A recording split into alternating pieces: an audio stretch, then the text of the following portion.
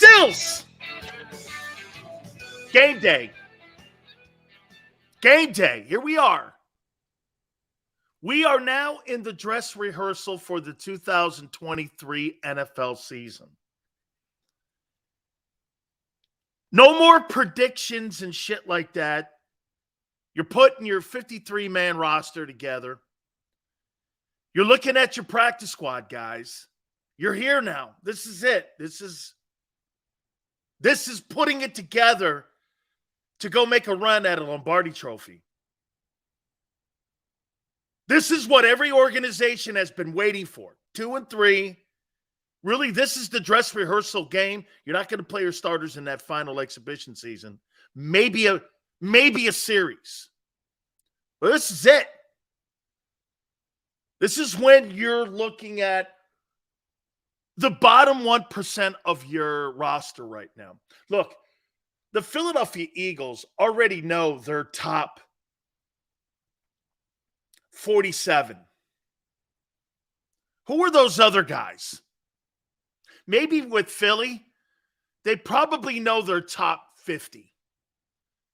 The good teams already know. You see, the Eagles are not trying to trade out or change out the top 1% of the roster. They're a good football team. The bad teams are still looking for players. The great ones, Jimmy Johnson told me this many years ago when he was building a roster. I'm never looking to replace my top 1% of my roster. I'm looking at replacing the bottom 1% because you're only as good as the weakest links on your roster. And that's kind of where Philly is right now. Game day tonight, obviously the Cleveland Browns, 7:30 Eastern time. Yeah, man, we're football heavy. Obviously today, tomorrow, Saturday, Sunday, even Monday night. And here we go, baby. Here we go. And by the way, I'm going to get to pretty much everything on what I want to see tonight from the players and the coaches. We got a packed show. D Gunn at the bottom of the hour. I want to talk to him on what he's looking for tonight. And also, our good friend Barrett Brooks will join us at 4:30 from NBC Philadelphia. We'll get his thoughts on what he wants to see tonight with this exhibition game. So Barrett Brooks will make an appearance here on the National Football Show here today. That'll be at 4:30 Eastern time. So I look forward to talking to Barrett. Be great to catch up with him and see what he's thought, how this exhibition season has gone. I'll tell you one thing before I get started. Because a lot of the conversation today is not going to be about Jalen Hurts. But I'll tell you one thing that I'm really pleasantly surprised to hear. Jalen Hurts is having a fantastic camp. He is having a fantastic camp. His decision-making is getting better. He's elevating his game. He's not stopped the momentum. Sometimes you go into these little dips in your career. Now, let's wait and see how the regular season, let's wait to see how he puts his decision-making, because it's going to be him versus Bill Belichick on the first weekend. And that's going to be quite a test for Jalen. Okay? Jalen Hurts versus Bill Belichick. That's going to be, again, that's kind of a sidebar story in that week one. Is Jalen Hurts' decision-making versus the greatest defensive coordinator in the history of the National Football League. How about that one for you? The greatest D coordinator in pro football history versus Jalen Hurts in week one. I can't wait to see that, because I've said this before to you about Jalen. He's the greatest RPO quarterback I've ever seen. Maybe I haven't emphasized that enough. Everything people thought with the Wildcat you were trying to do years ago, you have a Wildcat quarterback who can throw the ball now. It's a one-off. Lamar Jackson is a better athlete. Jalen's a better quarterback. We see this all the time, and I've explained it to you. Okay? I can't wait to see that week 1. Will Jalen play tonight? Highly unlikely. Highly unlikely. So we're going to be looking at the other players and pretty much the entire roster. Tonight, you make your team. You move up in the depth chart. You've got to make the coaches do this. Okay? That's what this exhibition game is tonight. Cleveland's a good football team. They got a good roster. Do I see Deshaun Watson? I sure hope so. I'd like to see that secondary versus Deshaun Watson. I'd like to see that. You want that. You want to be tested early so you know what to work on as you get ready for New England. Everything right now is about the preparation for Belichick in New England. Okay? Cleveland's got players. They're good. They're good on defense. They got a very good O-line. They arguably got either the first or second to some. And Bill Callahan, the offensive line coach, him and Stoutland are considered the 2 best line coaches in pro football. There's no coincidence the Browns are right there with the Eagles. They got a good line there, man. And they'll need it this year, especially in the AFC. So it's a dress rehearsal. We'll get to all the significant players that we want to see, but before we get D Gun on here, here's some of the things I want to see. Then we'll start getting individually and talk about the players. This is kind of an overlook and an overview of what I want to see tonight at 7:30 Eastern versus the Browns. I want to see that secondary tonight.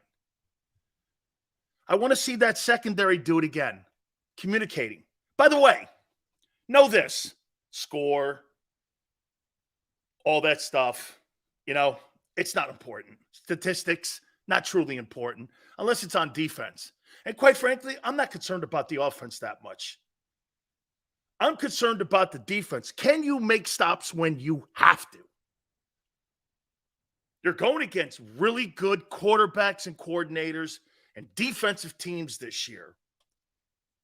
The AFC is the varsity. The NFC is the JV. However, that being said, I'm not telling you or subject or throwing this out to you that the Eagles could not compete in the AFC. They could, obviously. Look at the talent they have. Not saying that. I'm talking overall as a conference. You're not going to have to play good teams each and every single week in the NFC like you do in the AFC. I've said this before to people. It's going to be tougher this year to win the AFC than the Super Bowl. Okay? I want to see that secondary communicating again. I want to see them, and I want to see, and I'll get to the particular players here in a minute. I want to see these guys communicating again, moving around. If you're in right positions, are you having proper run fits? Are you getting confused? Are crossing patterns bugging you? I want to see all of that. Okay? I want to see all of that. Can they do it again? Let's see them do it again. Obviously, I want to see Sidney Brown again. I want to see him out there play. Okay? You know, he's been taking a lot of first-team reps. Can I say something to you about Sidney Brown, why he went in the 3rd round? I'm starting to figure it out. Why do you guys think Sidney Brown went in the 3rd round?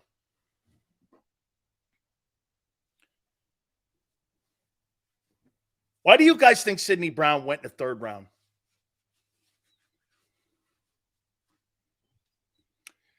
I'm going to compare Sidney Brown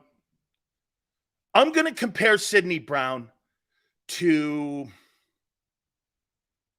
a really good quarterback. Okay? A really good quarterback in the National Football League.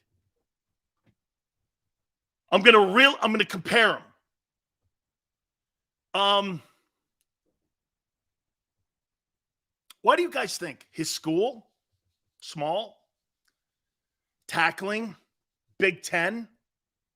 Maybe some of that. I think it's coaching. Watching the Eagles move him around and the way the Eagles are playing him, they didn't do any of that with him at Illinois. He doesn't look like the evaluation charts that he had on him when he was in college. He does not look like that guy. He's a different player. No, it's not tackling. It's because I don't think he got good coaching at Illinois. And I'm not talking Lovey. I'm talking about the new coaching staff that took over. Here, and I'll give you an example of that. You look at Josh Allen at Wyoming. You think Josh Allen got great coaching at Wyoming? He had a decent junior year. Senior year, there was less talent.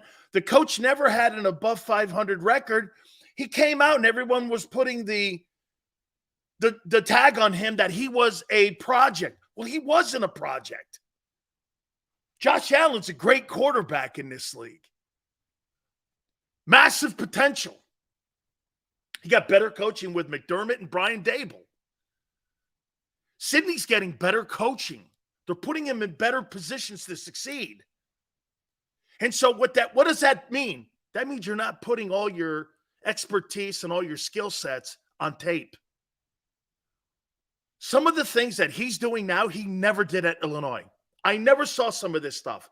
Running through tackles, moving him around a little more, giving him a little more freedom out there in the secondary to move around. His energy level, he doesn't look like the same guy at Illinois. I think the school held him back.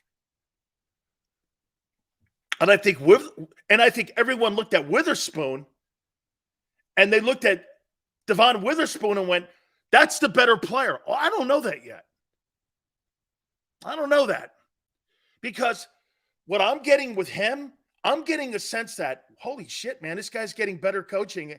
It's evident when you watch him in practice and when you watch him go through his progressions when he's in the secondary, you see he's getting better coaching. Dude, you got Sean Desai and you got Matt Patricia. Matt Patricia has coached Stephon Gilmore and Darrelle Revis. How are you not getting better with that? How are you not getting better? So all of you guys who hated Matt Patricia as a coach, his influence is already on Sidney Brown. That's what he did in New England. That's who he was in New England. He took care of the secondary. Just telling you, man. These guys are getting better coaching. Illinois is a good football program. It's not an elite Big Ten program. Iowa, Penn State, Ohio State, Michigan. And the rest of them fall in line. Maybe at times Michigan State, maybe. Indiana was kind of decent. I mean, the Big Ten doesn't have a lot of great schools and programs. Okay, he's already, I see people saying, you think he's an upgrade to Epps? Well, he's got to play. We've got to see him get his professional reps here, okay? Let's let him get reps. But my first impressions of him is that the Eagles are coaching him better. They're putting him in a better scheme to succeed because he looks like a first-round draft choice. He moves around like a first-round pick. I mean, am I wrong when I say that? I mean, he looks like a first-round guy. Like when I watch some other first-round picks that were taken that were defensive backs, I watched a kid, Christian Gonzalez. I think he's a good player. And look, I know they're different guys in different positions, but when I look at Christian Gonzalez and I look at Sidney Brown, I don't see anything different when it comes to skill set of what their particular jobs are going to be. I see guys that have first-round ability. And to me, there's first-round ability over there. okay, when it comes to him. So you got him in the 3rd round.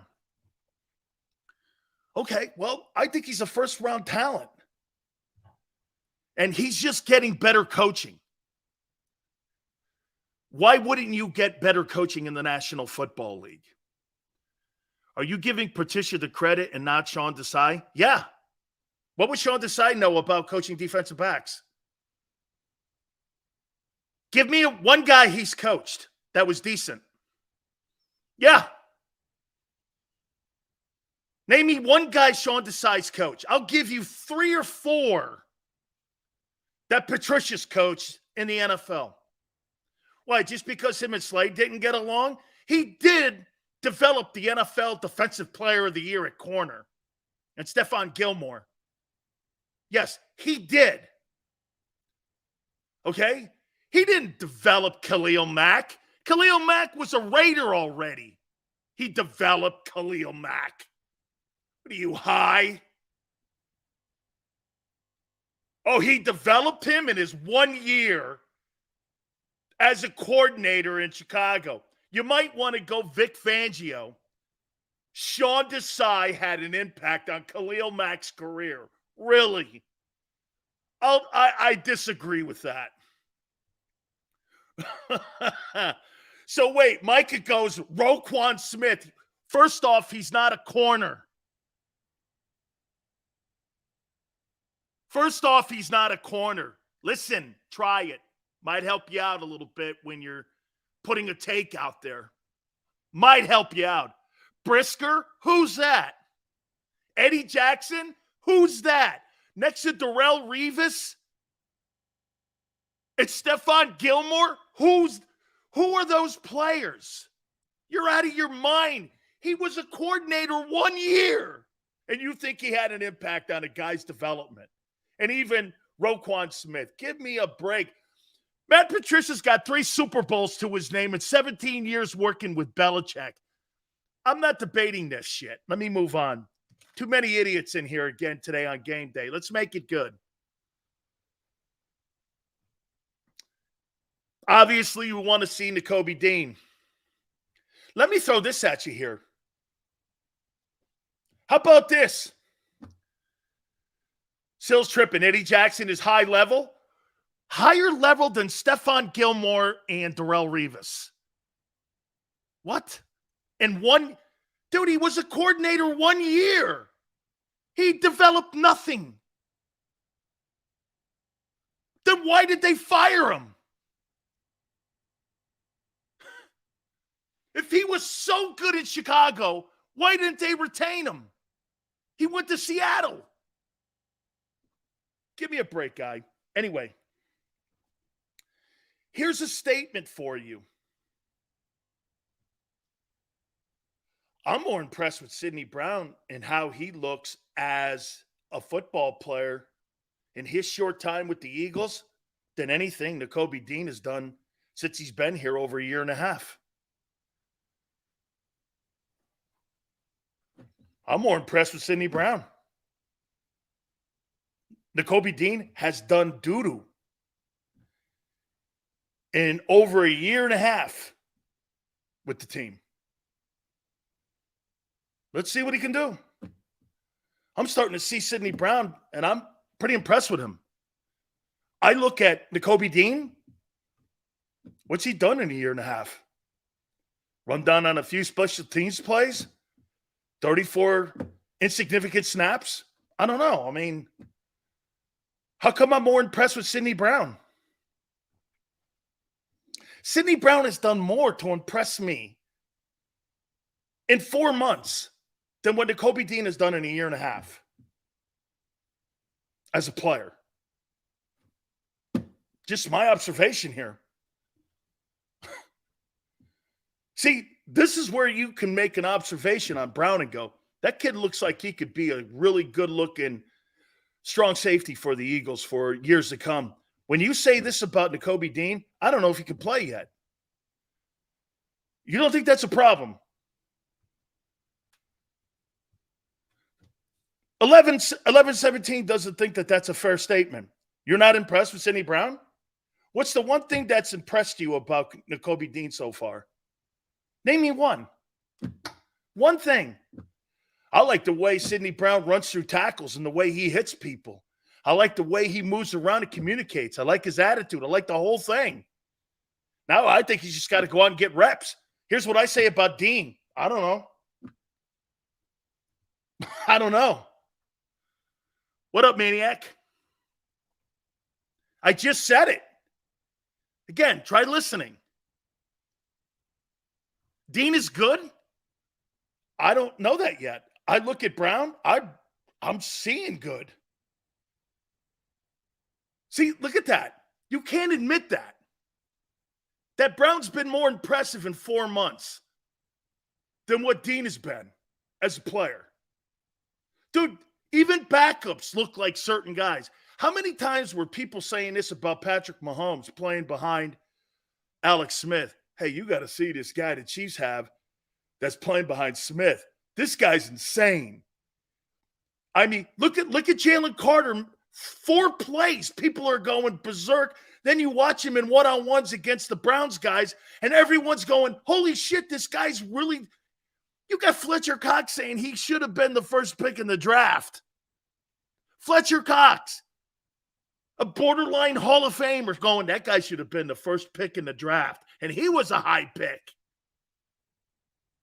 I don't hear anybody talking like that about Dean. He's not had a good camp. He's had no camp. Hey, but I'm going to do something here. I think we all agreed the other day on Nicobe. Show me why tonight they're so convinced you're the guy. And I'll go, okay, there it is. And I'll agree with you. Okay? I'll agree with you. Nobody thinks Dean is a star yet. I never said he was. I never said Sidney Brown's a star. I never said that. I said he was a good-looking player. He's a good-looking football player. Okay?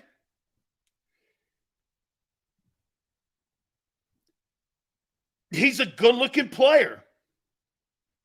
So, to me, again, this is going to come down to making us all feel comfortable. Okay? Making us all feel comfortable why the Eagles are comfortable.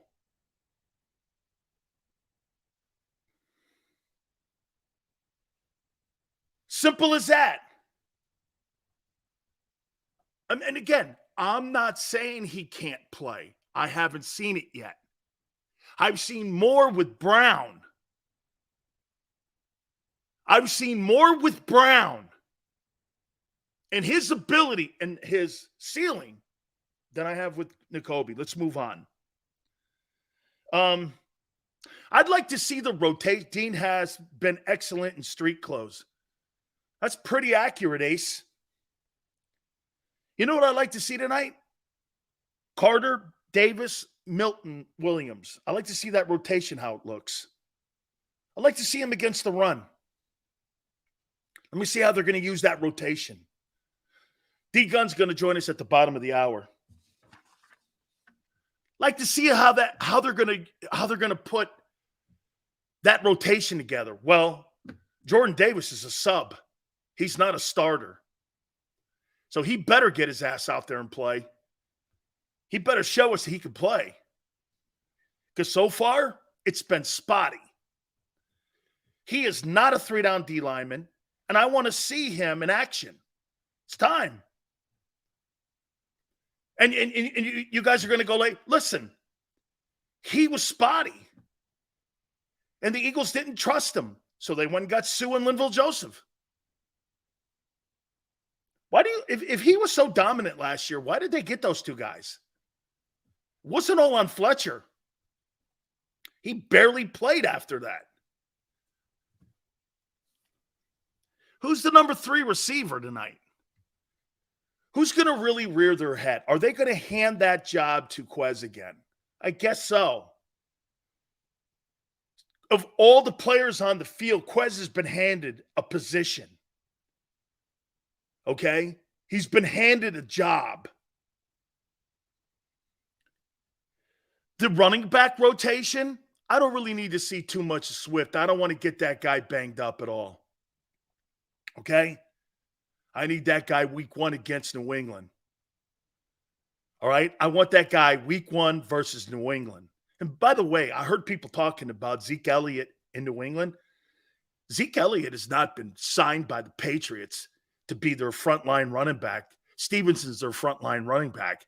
He's going to be red zone and blocking. What does Zeke Elliott do is spectacular still to this day. Blitz pickups. That's why he was hired. People miss that with him. Zeke is great on blitz pickups. He recognizes it. He's been signed for 2 things, red zone and blitz pickup. That is one of the things that kept Rashad Penny off the field besides injuries in Seattle. He couldn't pick up the blitz pickups. He wasn't very good at it. That's why that Carson kid beat him out every week. Carson knew how to pick up the blitz pickups. Zeke's great at that. Okay? Dean has proven. He's proven he can't play. Consistently healthy, that's for damn sure. I agree. I 100% agree. He's proven he can't play consistently yet. I agree with you, Debo. Completely agree with you. He can't play consistently healthy. Yes. I want to see that linebacker group. How they're going to play. Zach Cunningham, Miles Jack. I want to see all that. Again, I mean, I heard D Gunn talking earlier today. And again, I'm going to make this comment before I bring D Gunn in here. But, you know, everyone is raving about Sidney Brown. I'm more impressed with Sidney Brown in his 4 months in the Philadelphia Eagle uniform than I am with Nicobe Dean in a year and a half. I mean, to me, I know why now he went in the 3rd round. Because after Lovey left, they all talked about Devin Witherspoon as the better DB. Well, you got Matt Patricia and Sean Desai coaching this guy now. Just like Josh Allen getting better coaching in Buffalo with Brian Dable and McDermott and with Ken Dorsey. Anytime you get better coaching, you get put in better positions to succeed. I'm watching that kid, Sidney Brown, now, and I go like this. That's not the same kid that they evaluated when he was at Illinois. He runs through tackles, not to them. He does things that he didn't do in that Illinois system with the new coach, the guy that came down from Wisconsin. That's not the same dude that I'm watching now going through all these drills and skill set practices with the Browns and the Ravens. Let's bring Derek Gunn in. And D Gunn, you know, I'm looking at Sidney Brown, and I'm like this. Boy, I watch him. That's not the same guy I saw playing at Illinois. Mm-hmm. And I just made the comment to you, Derek. Sometimes you get put in systems that don't really accentuate your skill set. Absolutely. And I think now with the coaching that he's getting in Philly, I think this guy looks like he's got first-round talent. Here's the thing. He's playing a lot similar to the way he played at Illinois. The big difference is he's finishing his tackles better. And that's because of a better quality of coaching in that department. As far as flying to the football, as far as being over aggressive, it's the same Sidney Brown. But the one deficiency all the pundits, all the so-called scouts had against him was doesn't wrap up, tries to make the big hit, a lot of times misses tackles. Well, we saw he still tried to make the big hit, but he did a better job of finishing in the one game. Now, granted, he's playing against second and third tier players and a lot of players that are not going to be playing in the NFL in a few weeks. I got to see him do it. And that's not a knock against him. That's the evolution of a college player in any position making a transition to the pros. No matter how you try to critique them, they're always going to be critiqued against a certain group of players that are already established. It's a natural progression. But I like what I've seen of him so far. It's not tentative. He didn't think too much. See, when you play that back end position, as you know, it's a thinking man's game also. And if you stand flat-footed 1 second too long and think you're not in the right position, you miss a certain angle of coverage, or a player who's as fast, if not faster than you in many cases, is by you before you get to him because you were hesitant in terms of what you're going to do. But Sidney Brown is not just trying to make this roster. He's sending a message. I'm here to play now, not waiting the wings for somebody else to allow me to play. You know, Derek, I think when you got corners like the Eagles do, that you're allowed to bring that safety position along more. And like you said, you know, look, Devin Witherspoon is a fine ball player, but he's not James Bradbury and Darius Slay.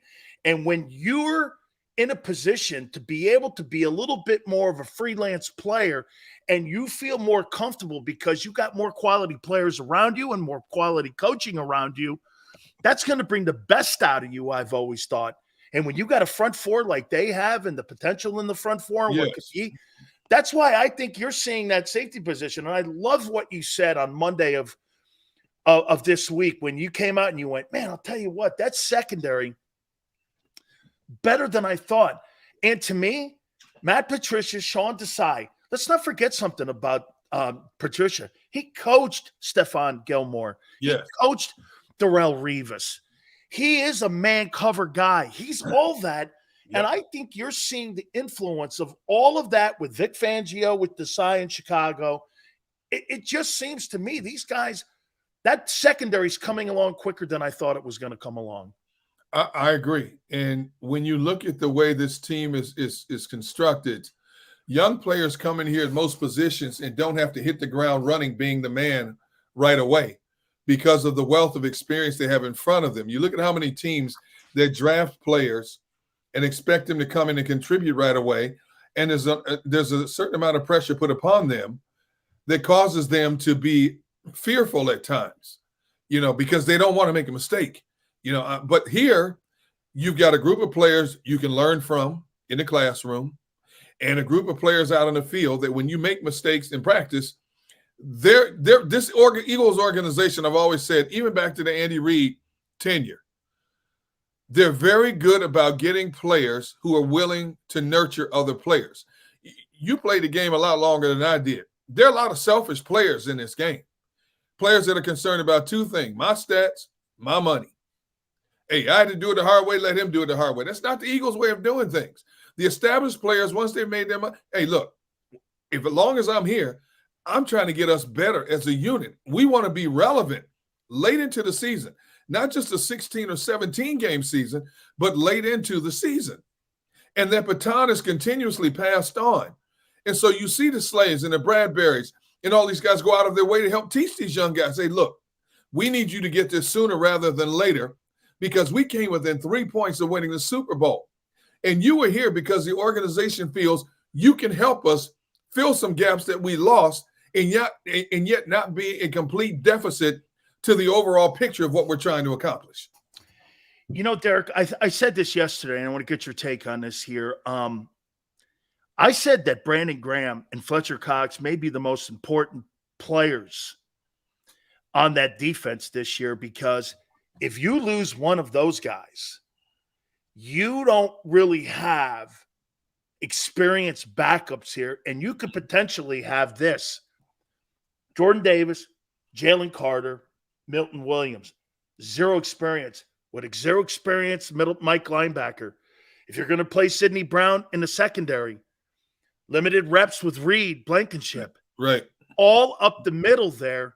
I mean, I think it's essential that those guys are productive this year for this football team to be successful because, again, without Fletcher in that middle and that triangle, boy, I'll tell you what, you're relying on a lot of inexperience. I'm not saying not talented. Right, I'm just saying the last 2 years, Derek, I think you and I would both agree, they got better a little bit towards the end of the year when it came that run defense, but still it struggled at times. So yes, I think those two guys are important to you. I will say this about Fletch. If you're minus Fletch, you're talking about expediting the number of reps for Milton Williams and Jordan Davis. I'm not at the point where Jordan Davis is a 3-down player yet. Right. But I do think Milton Williams, Jalen Carter, Jordan Davis is great energy, great girth, great speed in that Bermuda Triangle of tackles there.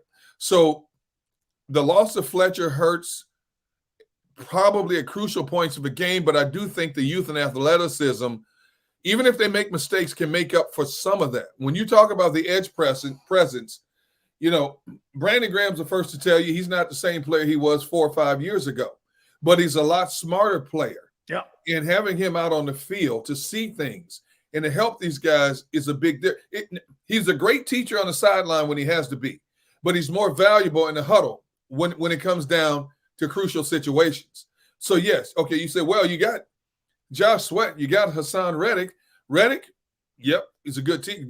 Reddick is a good player. He's not the teacher that Brandon Graham is yet, okay? That's a valuable – I think Brandon Graham is a bigger loss. Now, even if Brandon Graham is only playing 35% of the snaps. Correct. Brandon Graham is a bigger loss than Fletcher Cox in that regard. Well, we got depth there. We got Nolan. We got Hassan. And we got Josh Sweat and probably Derek Barnett. Yeah, but there's something to be said for that grandfathered in time. That just doesn't sound right, though, does it? No, I mean, no. I like Reddick too, and I like Smith, but if Graham's not there, I think there's a hole there a little bit. I mean, yeah. You're already smaller. Couple last questions for you, D-Gun. Do you agree that the success of that defense is all going to be wrapped around Nicobe Dean's success this year, whether or not?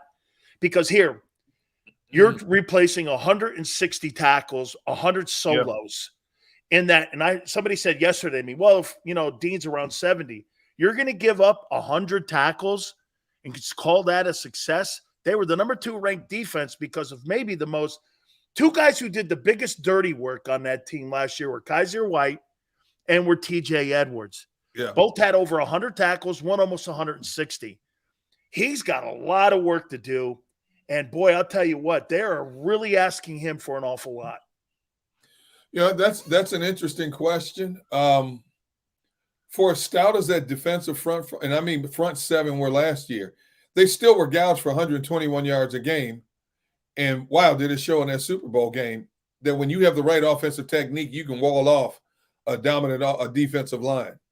I'm not there yet, Big Sales, in terms of how much of a loss it's going to be if you give up that. Now, let's face it, the Eagles are one of the poor tackling teams on defense, period. And look at all ranked third by Pro Football Focus as the worst tackling team in the league. I mean, look at all the astronomical stats they put up, except that one key category of tackling. Look how many yards they gave up after initial contact. And that's huge in a lot of crucial games. And now you're smaller. And you're smaller. You're smaller in the middle. And I honestly don't think Morrow's going to win that outside job, because that means you're smaller at 2/3 of your linebacking core. I think Zach Cunningham's going to win that job. I believe that's why they brought Jack and Cunningham in here and even Christian Ellis. I said back in May, I thought Christian Ellis was going to beat out Morrow, because Morrow's 6'1", 215. Ellis was 6'3", 235, 240. You got to have somebody be able to come up and impact those tackles and guards pulling on those outside run plays. I don't think Morrow's that guy. Well, Morrow had 108 tackles in Chicago. He had 11 tackles behind the line of scrimmage. How many tackles did he make after the line of scrimmage? I want to know how many tackles. See, a lot of times those tackles are deceiving. How many tackles? 31st worst ranked defense in the NFL. So that means he's making a lot of tackles 5-6 yards downfield. He's chasing. There you go. So I've got to take the wait and see approach with Dean, because he's such an unknown commodity. He went from being a special teamer and a part-time player, but having the luxury of sitting and learning from the likes of a TJ Edwards, to now he's the man in the middle. Now, There's no question about his athleticism. There's no question about his lateral speed.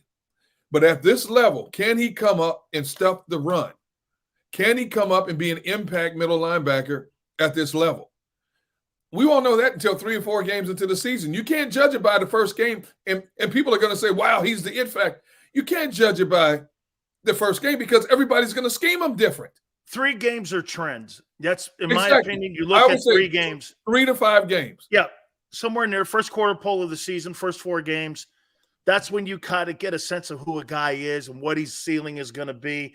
And then as a player, usually it's 3 years. Yeah, that's why, D-Gun, the average playing time for an NFL player is 3 years. They determine whether or not you're going to be a long-time guy or a short-term guy. One last question for you. Yep. Marcus Mariota, Matt Ryan, or Nick Foles? Who would you want to have behind Jalen Hurts as your backup quarterback? I'd say Matt Ryan. I would pick Matt Ryan. You know, people say, well, Matt Ryan never won anything, but Matt Ryan was a smart quarterback, and he was an MVP. Yeah, and he got stuck in a bad situation in Indy. I mean, that was just a mess in Indy. You didn't have your returning rushing leader. You know, you had nothing to throw to there except Pittman, and he's okay. He's not special. But I'd take Matty Ice in a minute. You know, when you stack him up with those 3. Don't get me wrong, I love Nick Foles. I know Nick Foles. You know, I consider him a friend. I love him. But in terms of running this particular type of offense, and visualizing and executing to the nth second, I would definitely say Matty Ice. Yes. Absolutely. By the way, our boy B. Brooks is coming on at 4:30, so I'm gonna make sure I get the second best griller of all time. I'll make sure to say hi for you here, man. So I can't wait to catch up with Barrett, man. Thank you so much for doing this. I know you're swamped today on game day. Thank you so much. Hey, by the way, make sure you check him out too, him and Mark. Hey, man, you do shows with the weirdest eating people I've ever heard in my life. I mean, these guys are like 4-year-olds. The way they eat, the way they drink. I mean, I've never seen anything like it, man. Weirdo Cheerios and espresso. I'm more like you, D-Gun. Give me a barbecue and a BBQ sandwich. I'm ready to rock. Give me my meat and potatoes and some fries, and I'm good to go. You know, absolutely. The Cheerios with no milk and Farzetta with his 3 espressos a day with the pinky up stuff. You know what, man? You know, see, that's why I've told them both. Neither one of you can sit down with me at a dinner table because if anything, I'd get up out of disgust. I would. Let me ask you this. Do you think any of them have ever eaten food with their hands?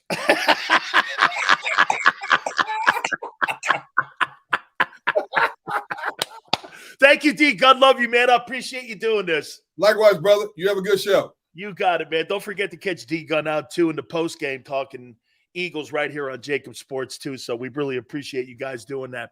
All right, hit the like button here. I threw that off of Derek here. So tonight, think about it.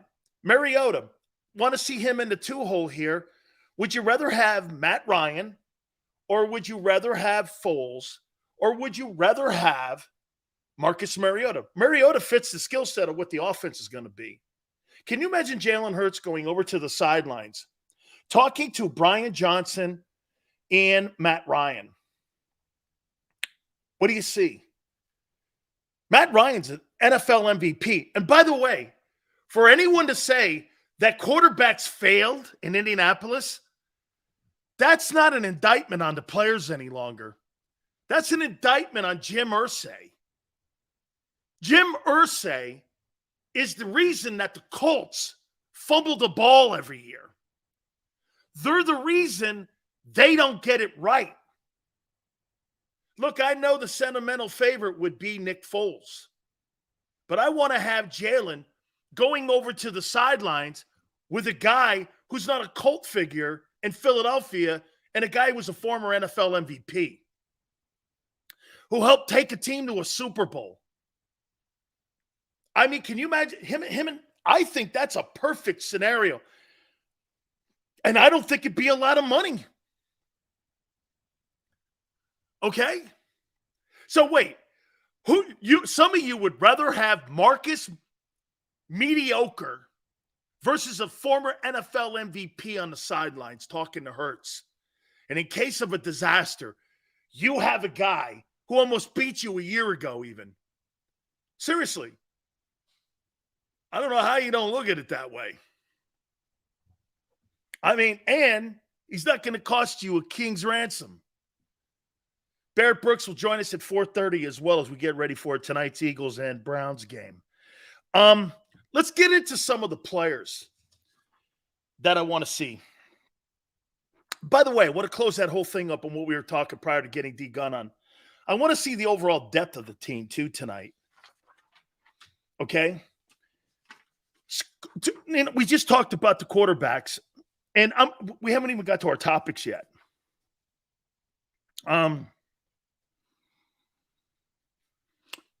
will get to one of the topics here. I'll do the coaches now. Here's what I want to see tonight from the coaches. I want to see tonight how the coaches communicate on defense again. I thought they did a really good job defensively in that Ravens game. Looked like everybody knew where they were going. I didn't see a lot of missed assignments. Offensively, with all the new faces, I thought it was pretty good. I mean, you're playing with 2s and 3s, sometimes 4s in a first exhibition game. This is the dress rehearsal. So you got to kind of be ready to rock here. So I want to see the overall depth and how the coaches handle it. I want to see a little bit of the special teams tonight. Okay? I want to see special teams. Your special teams are one of the worst units in the league. Is it going to get better? Hey, and for the record, I'd like to put Sidney Brown's ass on that team and have him run down there like a ball hawk, knocking people out down there. Yeah, I'd like to see Nolan Smith on that team. You can't have a shitty special teams going in New England in week 1. Okay? You can't. I miss the days when you had Lawrence Taylor and Carl Banks, Gary Reasons, Pepper Johnson on the kickoff team for Bill Belichick. He still does that shit to this day. Puts his frontline guys on special teams. That's why he's got the best units every year, because he puts his best players and he always wins that battle. Hey, I'll say it to you right now. Right here on August 17th, I'll say it to you. You will lose the special teams battle in New England. You will lose the special teams battle. But then again, that's not really much of a prediction because you lose it every week anyway. So we'll see. We'll see here. I want to see the coaches continuing to develop. Okay? So, yeah, Quan goes, we're going to be kicking off a lot, Sills. Yeah, but too bad you'll be giving up field position like you always do. Teams will be starting on the 37 to 38-yard line every week on you, too. And then with your suspect defense, you'll be playing short fields almost. That's not going to cut it. That's not going to cut it. You'll be kicking off and can't cover. I mean, let's not forget the Green Bay game. I mean, you can't cover. And get this.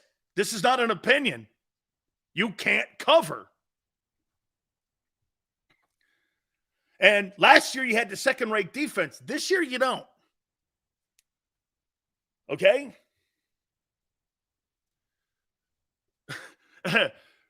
Quan goes against Mac Jones, so scary. Oh, that Tyler Heineke. Man, he strikes fear in you. Wow. Tyler Heineke, who's not even playing anymore in Washington, beat the shit out of you last year. Wow, that Tyler Heineke. Tyler Heineke. Yeah. Yeah. Woo. Andy Dalton. Woo. Those guys are world beaters, baby. Always count on Quan to bring nonsense to the table. Thank you, dude. You're entertaining, if anything. You can't cover. See, here's what the Eagles will do. They'll score, kick off, give the ball to somebody on the 35 to 40-yard line. You go half the field, kick a field goal, you keep yourself in a game. That's how you drop a game. Simple as that. Bang! All right. So we talked about the quarterbacks. Ian Book should be fired. He should not be on the Eagle team. So watch this. Ian Book, goodbye. And I'm going to talk about players just like this because this is how personnel people do it. Ian Book will be turning in his playbook very soon. He should not be on a practice squad in Philly, maybe somewhere else, but not in Philadelphia. Not good enough. I want to see more of Tanner McKee. Let's see him do it again. Let's see him do it under pressure. Let's see who he is. Okay? I mean, he made me do this. It looks like he could play. Well, let's see him do it again. Is it a one of? Is he that guy? Is there something to work with? He doesn't fit the offense, but he looks like he's something. So let's see what he can do. He's not my number 2. And Marcus Mariota, I just am not sold on him. I've never been. I didn't like him coming out in the draft. I never did. I didn't think he was anything at Oregon. They gave him the Heisman, and I'm like, yeah, okay. He's the West Coast version of Tim Tebow. I never, maybe a better arm a little bit. Tanner McKee looks better than Marcus Mariota ever did. I don't know. I don't think he's the answer at 2. If let me say this to you. If Mariota is the quarterback for any stretch, it'll look worse than Gardner Minshew. I don't believe in it. I just don't believe in it. I think Mariota's not very good. And then again, Marcus Mariota's never been good. All right. Let's go down the list here. Running backs. How much do I want to see Swift?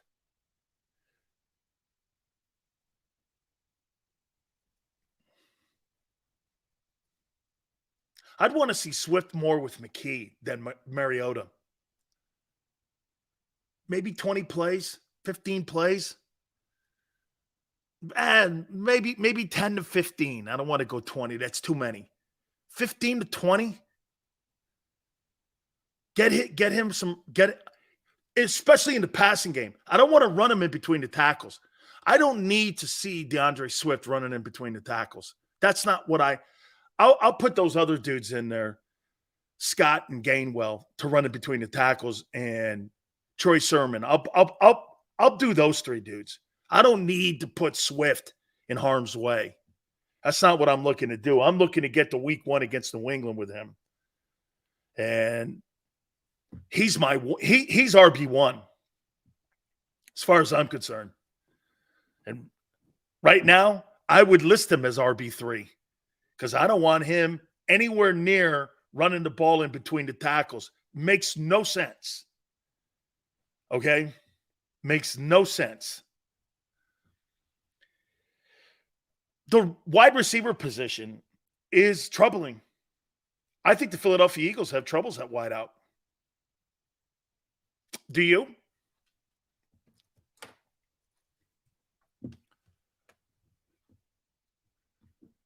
Do people think the Eagles have problems at wideout?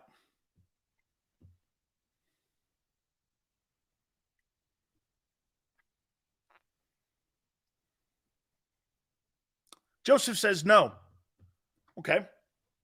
So, Joseph, you lose Devontae Smith or you lose A.J. Brown. You comfortable with Devontae Smith and Quez? I don't think Penny will make the team, too slow. Jameson, he'll probably make it. Are you high? I said your wide receiver group. Once again, a group doesn't make 2. That's a couple. Listen to my words. How is your wide receiver core? and I'll show you another position on your team where you're strong.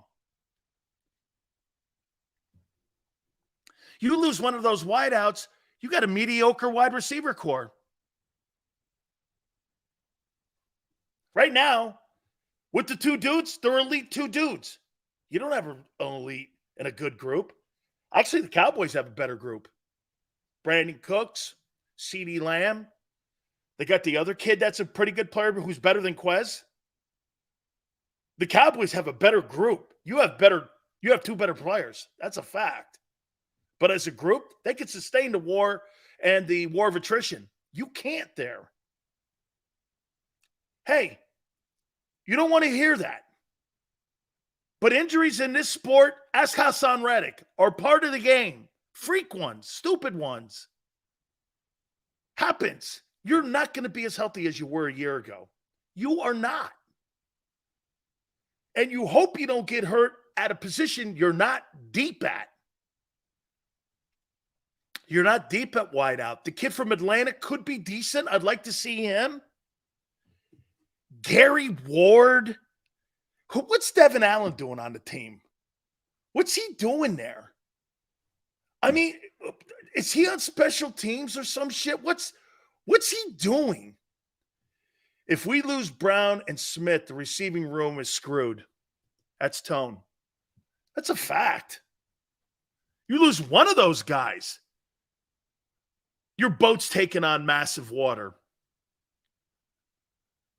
Dude, then you'll start then you'll start looking like some of the other teams around the league that don't have, you'll look like the Giants. You'll look like the Giants wide receiving room.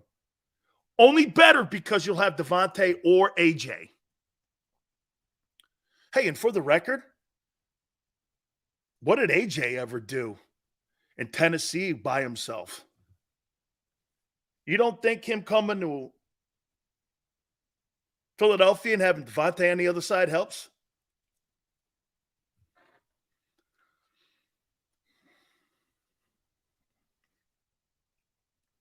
Sills hasn't watched the games. I don't know what you're talking about. This guy thinks he's got a good wide receiving room outside of A.J. Brown and Devontae Smith. There's no debating that. I won't. And I won't go back and forth on that because you do not. Quez Watkins is not. If you're counting on Quez Watkins as your 3 guy, you're sorely in trouble. He's a marshmallow. He's a marshmallow. So you need to find some people here to strengthen the room in case of any injuries. Goddard's not a wide receiver. Tight end, let's go there. Who's Dan Arnold? Got enough depth there? Think if you lose Goddard, I thought you backpedaled a little bit after Goddard got hurt offensively. I thought the thing backpedaled a bit. You are not deep at tight end at all. That tight end room's not very good. And again, who's Dan Arnold? Let's see him tonight. Throw him some footballs. Let's find out if there's any kind of depth there. Let's find out. You have zero depth at tight end. You need to develop. I'm not saying, there was a time on this team you had Goddard and Zach Ertz. You've gone from that to Goddard and hoping he stays healthy for 17 games. Okay? I'm a Goddard fan. Okay? So, who's this guy?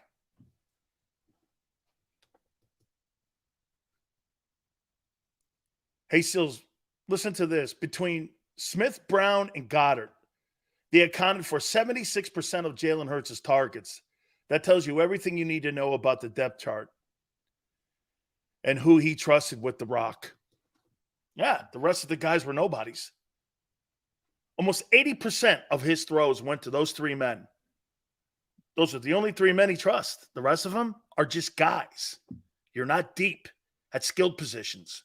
Not saying There's a lot of teams in the league that are. But you're relying on 3 people. 3 people you're relying on not to get hurt. Actually, 4, the quarterback, too.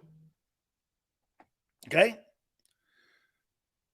The chat loves stats so damn much. Throw that stat in her face. That's Tone. 80% of his targets went to 3 dudes. And the rest of these guys were bums. Bums. Okay? Again, Jalen needs all these players to move the chains. That includes running backs, tight ends, and wide receivers. Wow, 80% went to 3 dudes. There's a stat for you guys. Take home and talk to your boys when you're on your super chat or you're on your group text when you're sitting around in a circle jerk talking to one another. Sileo said that there's 3 dudes, 80%. That's not true. That's a lie. Yeah. Okay. Left guard. Opeta, I'd like to see him play a little bit. I actually like him. Hey, by the way, I think the depth on your O-line, okay, I think your group on your O-line is really coming along. Is that a shocker? Probably not. Right? Is that a shocker? It's probably not a shocker because Jeff Stoutland's there. I want to see Josh Sills, Tyler Steen at right guard. I actually like Josh. I think he's a good player. Now watch this. Here's your depth. Josh Sills, Tyler Steen, Dennis Kelly, and Jack Driscoll. How do I feel about that depth? Dude, I think this guy Steen could start on 65% of the teams in the National Football League right now. And he's going to be a backup. Jack Driscoll could be a swing guy almost at every position except for center in your old line. I love him. Look, is he the best tackle? No. Is he the best guard? No. But can he play all positions? Yeah. It's the best Swiss Army knife you have in the league. It's great. This kid Steen could play right tackle and right guard. Name a team that deep out of position, and I'll wait. That's not the point. Jalen Hurts needs those guys if you're going to go to the Super Bowl. If you lose one of those wideouts, you're not going. He's not going to throw for 4,700 yards. And then you're going to rely on a run game. And you'll be back to being one-dimensional. You missed the point here. And Hertz is going to have to run more. If you lose a wideout, Hertz will have to run for 1,200 yards, 1,300 yards. He ain't throwing for 4,000 yards with Quez Watkins and Devontae Smith. Who do you think he is? Patrick Mahomes? Josh Allen? He's got one wideout up there. Diggs. That's it. No back. Good old line, no tight end, nothing. You have all that. You can't lose that. You can't. I like this group. Hey, Derek Barnett, what kind of camp has he had? Has he shown up anywhere? I've heard nobody say anything except for his pathetic fight. Here's another guy. Derek Barnett being on a football team's a joke. Why are you giving out hall seats? Why are you giving out locker room chairs to guys who don't deserve to be on the football team? I don't get this. He restructures his contract. I don't give a shit. He should be handing money back anyway. I mean, this guy's robbing a bank known as the Philadelphia Eagle National Bank. This guy's pathetic. He will let you down. He has no discipline. I don't want a guy like that on my team. The only thing that's for sure is that he's not disciplined. Why is he there? Let me guess. Because Howie drafted him high. Okay? I want to see Nolan Smith. How are you going to play him? How are you going to play him? Kayvon Wallace. Hey, by the way, this Greedy Williams kid, is he a player? Is he anything? What is he? Who is he? I'm going to reset this. Okay? And by the way, there's no shade on Jalen. But if you lose one of those wideouts, he couldn't throw for 4,000 yards and stay healthy with AJ and Devontae Goddard on the roster. What are you going to do with Quez and Devontae as your guys? And that's it. And broken down backs. You think he'll stay healthier or not? Again, this tonight is about developing the guys underneath. I started the program out, didn't I, Tone? By saying that Hertz has had a spectacular camp. Spectacular camp. Don't go crazy with me here. Barrett Brooks, hour number 2 at 4:30 Eastern. Keep it right here on the National Football Show.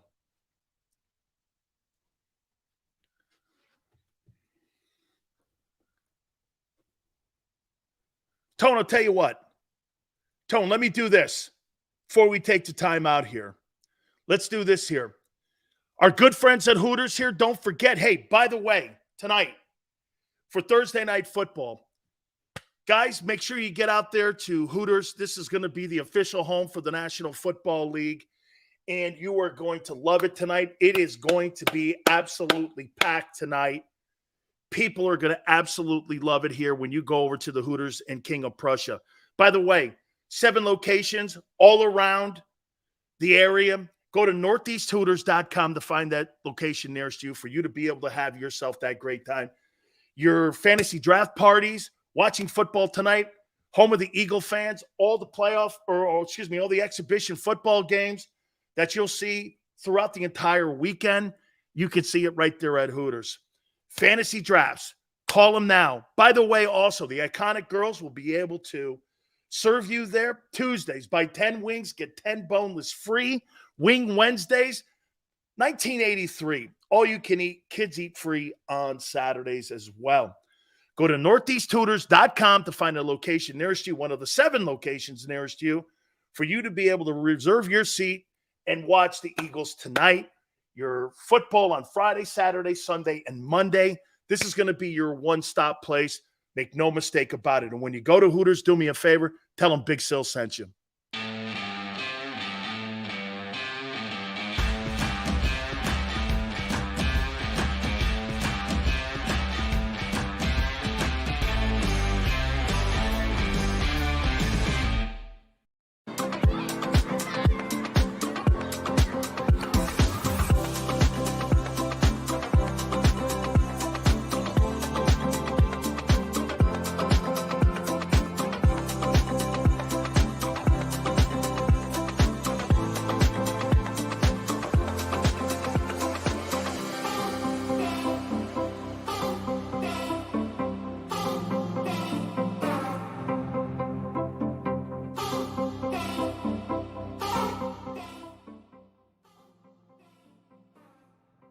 Heading down the shore, have a ball once more.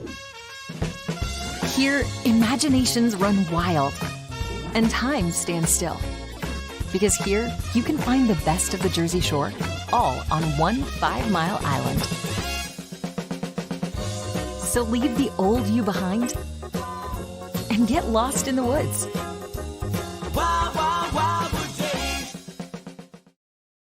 Score and save at Southeastern PA and Delaware with Colony Pools this football season, and let the experts close your pool with a custom Merlin safety cover in green for the birds. And if you join our Winter Watch team, we'll give you another 20% off, and Colony Pools will handle it all.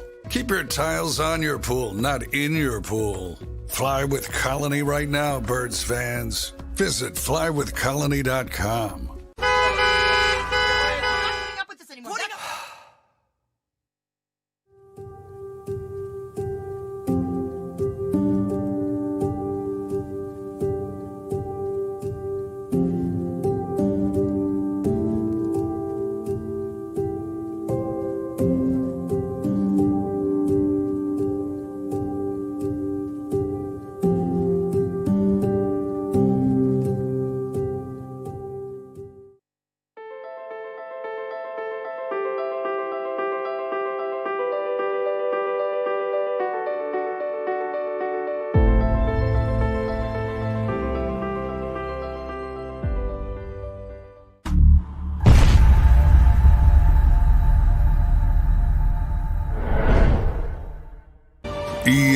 EAGLES, Eagles.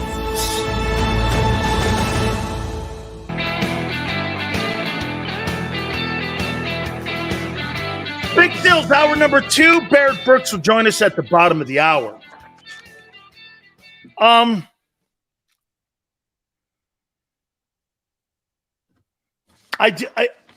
injury to Hassan Reddick is what on a scale of 1 to 10?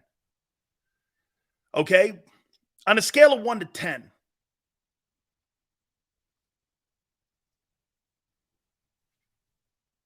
What's the injury to Hassan Reddick?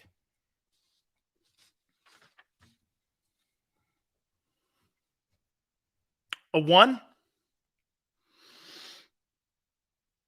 It's a thumb injury, by the way. It's a thumb injury. And they're saying he should be ready by the start of the season versus New England. What's good, brother? Appreciate you coming aboard. I knew he was going to whine about Reddick. This guy's a mind reader now. Why don't you pick me some Powerball numbers?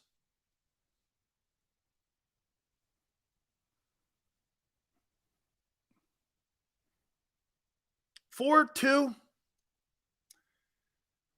It's a nothing burger. I don't care. Get him ready. Don't lose your conditioning.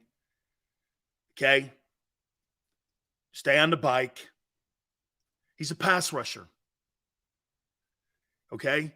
He just needs to keep his conditioning. In my opinion, we're not talking knee. We're not talking shoulder. We're not talking hamstring. We're not talking anything significant here. It's a thumb. He'll be able to do conditioning and probably will be able to go through some pass rushing drills as long as he doesn't have to put his hands on anything. So to me, you're still going to be able to work your footwork. So, look, he's not going to cover tight ends anyway. He's not a tackler anyway. That's not his forte. I think maybe that's one of the advantages of this is because he's not Michael Parsons. He doesn't have to cover tight ends.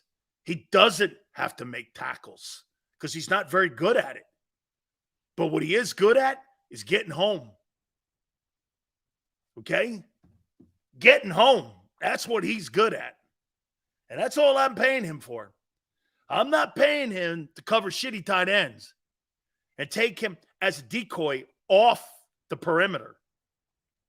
If I'm an offensive coordinator and I see Sean Desai having Hassan Reddick cover tight ends, I win.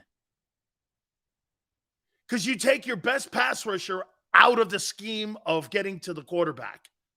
Jesus criminy, I don't know about you. How don't you win on that?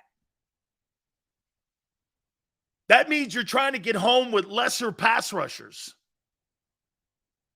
Why would you take, if you're Sean Desai or Matt Patricia or anybody involved in decision-making, why would you take your best player out of third down and drop him in coverage? Why in the world would you do that? You wouldn't. So, his thumb injury, I don't care. As long as he's in shape, keeps himself active, goes out there, maybe small cast, runs around, does some hula hoop drills, some pass rushing drills. keep them fresh, and get them ready for week 1 against New England. I don't give a crap about anything else other than that. So am I concerned with it? Absolutely not.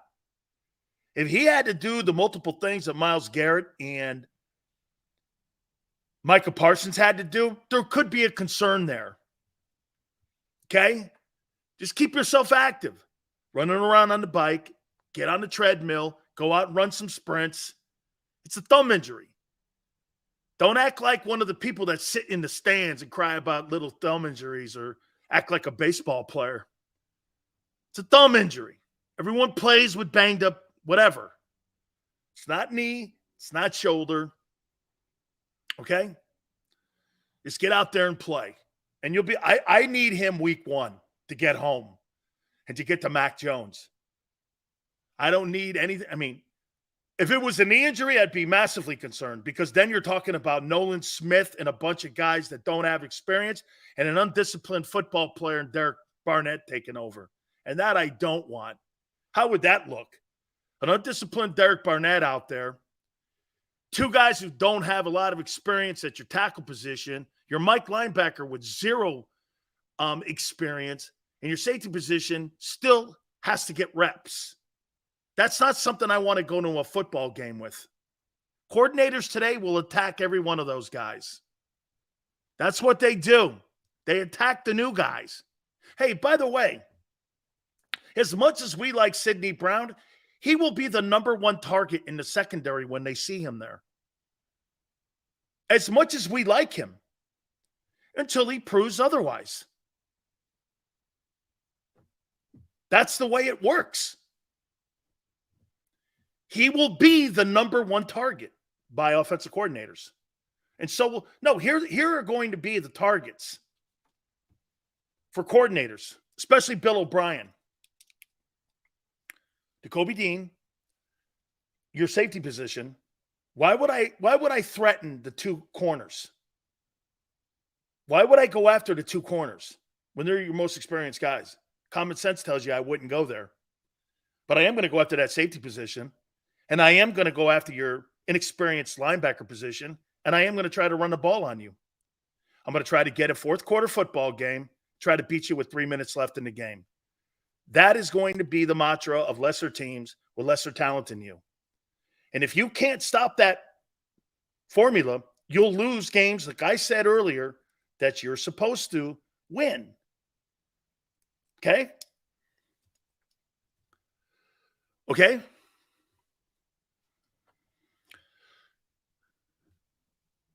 So, to me, once again, Nicobe Dean is going to win by smarts, not physicality. Well, how can you win by smarts when you're not practicing? How is that possible? Physicality.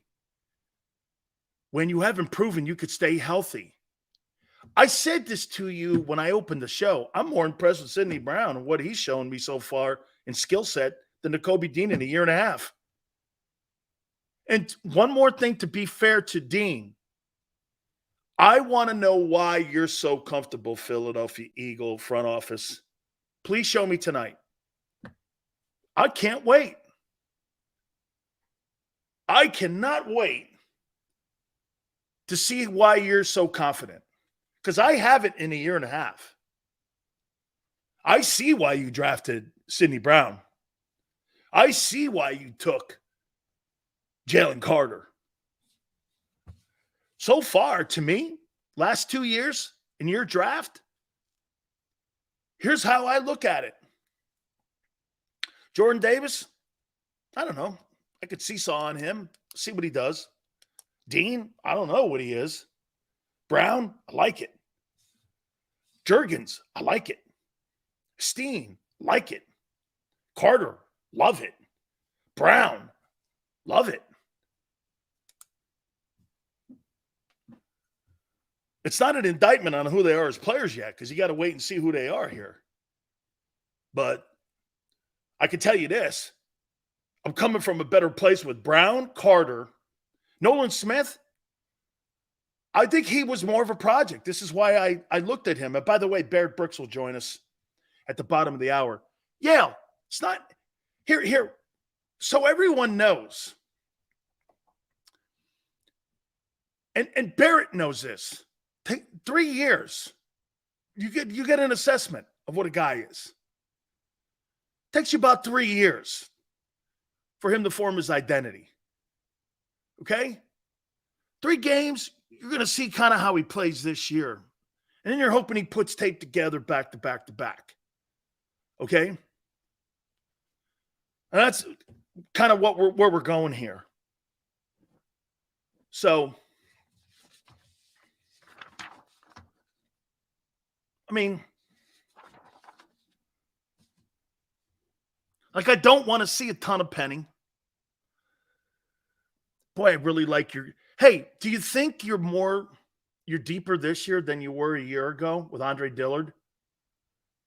Sayamalo, man. You know what, though? I forgot about this.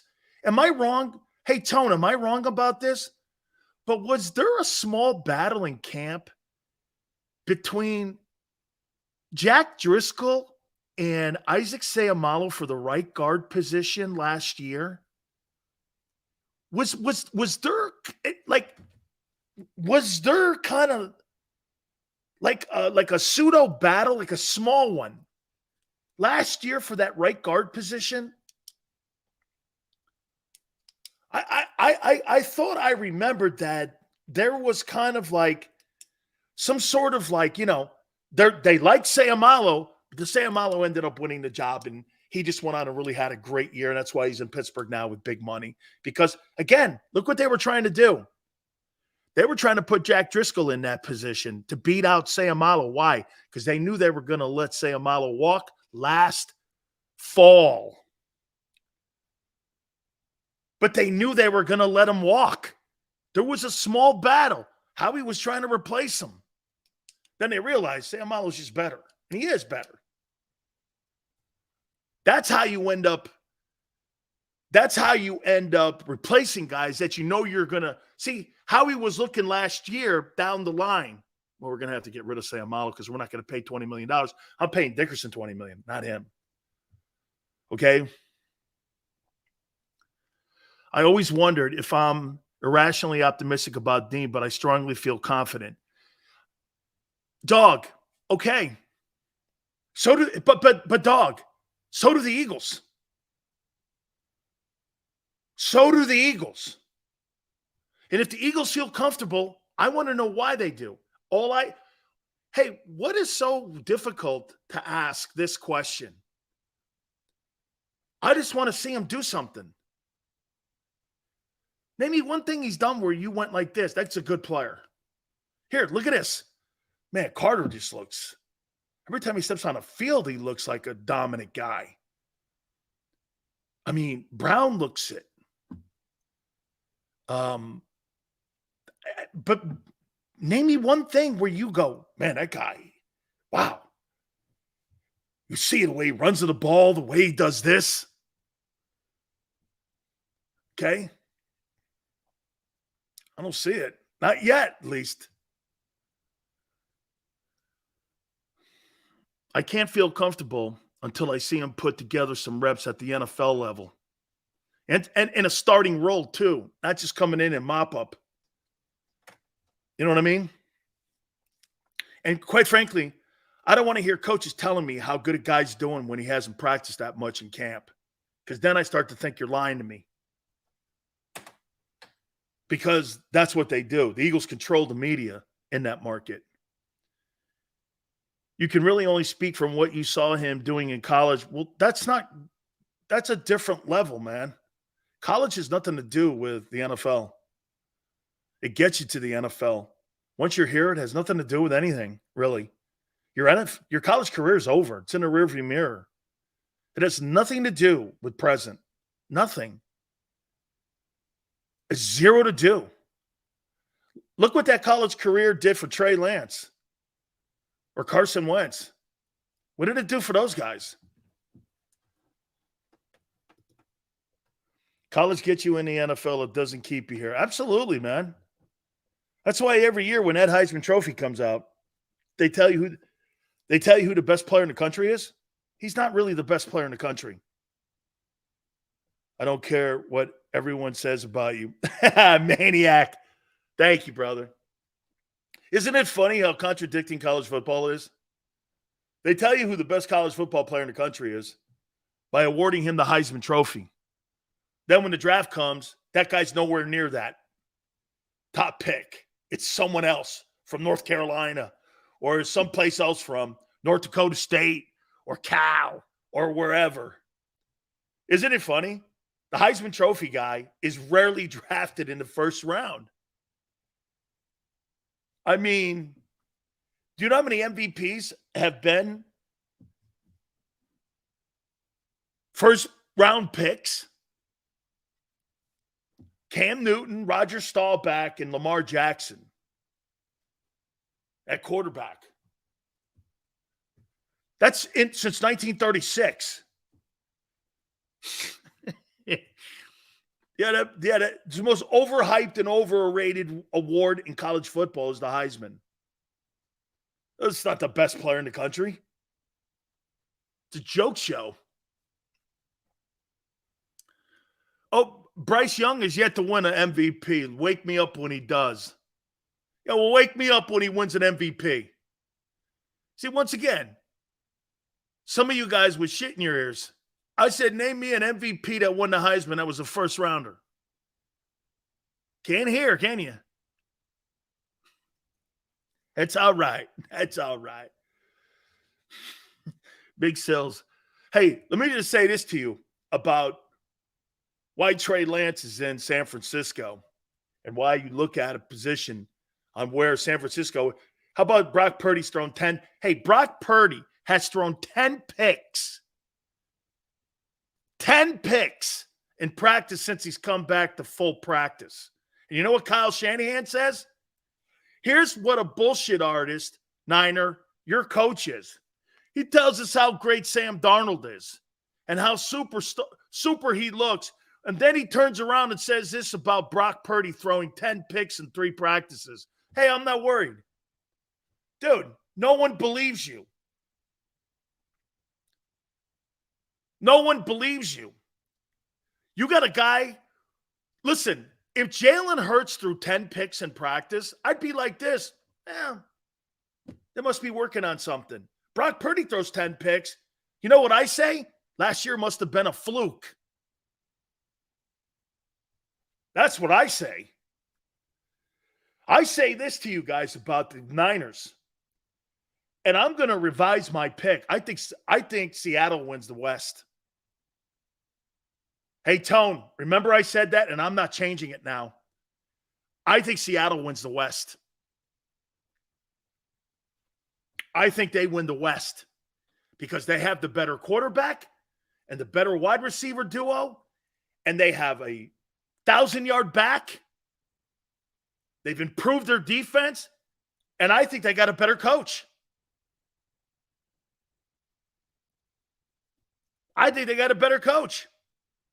So wait a minute. The greatness of Kyle Shanahan can't turn around Trey Lance, but Pete Carroll could turn around the dumpster known as Geno Smith into an MVP candidate? Who's the better coach? Ask, how come nobody in that division brings that up? So wait a minute here. Pete Carroll takes a dumpster in Geno Smith's career, makes him an MVP candidate, gets him a 2-year, $35 million contract extension, and this guy can't turn around Trey Lance, who he gave 3 ones up for. Oh, okay. He's a better coach? Pete Carroll has won at every level. He's one of a handful of coaches that has won at the college and NFL level. What's Kyle Shanahan done? What has Kyle Shithand done? Name me. Blown a lead in a Super Bowl, gets his quarterbacks killed. I'm sorry. I think that guy lives off his last name, and it's nepotism. He's a good coach, but he ain't Mike Shanahan. You know that movie Ford versus Ferrari? When Enzo Ferrari goes like this, make sure you tell him this. Okay? He ain't Henry Ford. He's Henry Ford III. Let me say it one more time. So Pete Carroll takes that dumpster. I'm going to do this before I get my boy Barrett on. So Pete Carroll takes that dumpster fire and Geno Smith that turns his career around, turns him into an MVP. But Kyle Shanahan is now, he can't turn Trey Lance into a good quarterback. Gave up 3 ones for the guy. And I'm supposed to believe that Kyle Shanahan's a better coach than Pete Carroll? The Seahawks win the West. Okay? Let's go to my guy, man. I miss this dude. So much, man. It is Barrett Brooks. He joins us now. I miss you too, man. I miss you too, bro. How's it going, man? Dude, absolutely. NBC Philadelphia, make sure you catch Barrett, man, as he covers the Eagles like nobody else, and he gives it to you straight, just like everyone else again, too, here. Barrett, I'll tell you what, man. Give me what you want to see tonight versus the Browns. Would you agree? You and I used to play between 4 and 5 exhibition games. Now it's cut down to 3. This is kind of the dress rehearsal, right?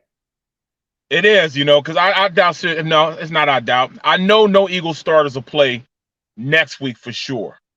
It's just how the league is now. And I can't say that it's soft because at this point we had 22 starters play in the Super Bowl that started the year off for the Eagles. So I can't do anything but just agree upon what they've been doing. So at this point, I want to see the defensive side of the ball, number one. I want to see Nicobe Dean go out there and start and play. That's my biggest thing right now. My biggest thing, I want to see Nicobe Dean play. I got a lot of faith in him.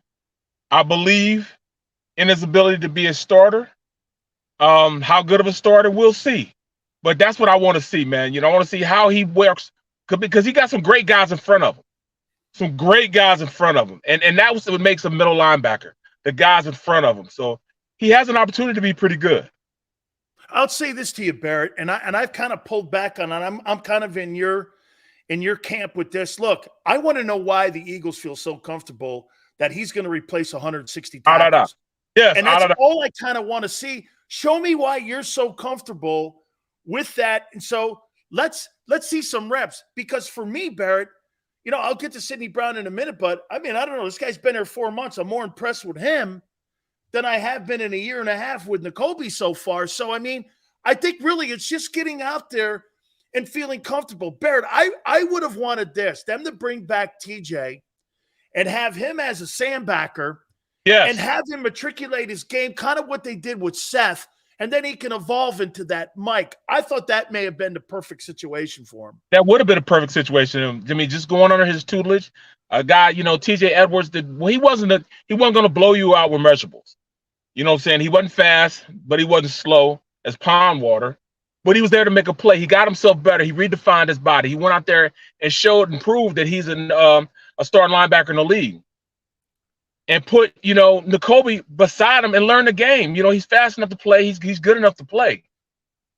Now they put themselves in a position where they had to go out and get two other linebackers, So, I mean, they had to go get Cunningham. They had to get Miles.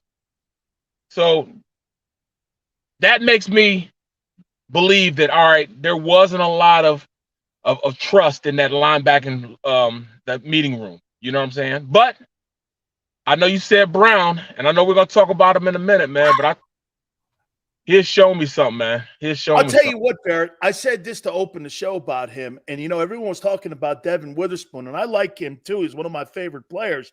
However, when Lovey didn't coach him his senior year and the guy from Wisconsin came down, I went like this, and you have said this numerous times to me about schemes. Sometimes your skill set's not accentuated with good coaching. And to me, when I look at Sidney Brown, I'm like, the shit he's doing right now with the Eagles, he didn't do that on tape at Illinois. He's running through tackles. He's getting folks on the ground. Now the corners he's playing with, plus he's got Patricia, Desai. You're playing with better people. You're in a better situation, just like Josh Allen, Barrett.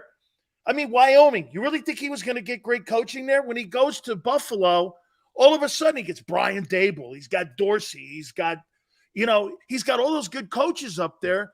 So to me, this guy looks like he's a first-round talent. because he's being put in a better position to succeed. Am I right when I'm saying that? Bro, when I was watching Derek Witherspoon, I kept seeing this kid number 30 flash in front of me. Like, who is this? Who's this safety we're talking about? We're not even talking about him. We're talking about Devin Witherspoon.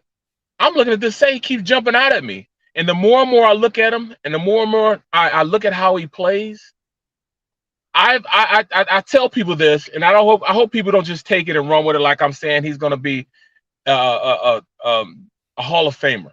But I was with two great players in the infancy of their career before they were Hall of Famers.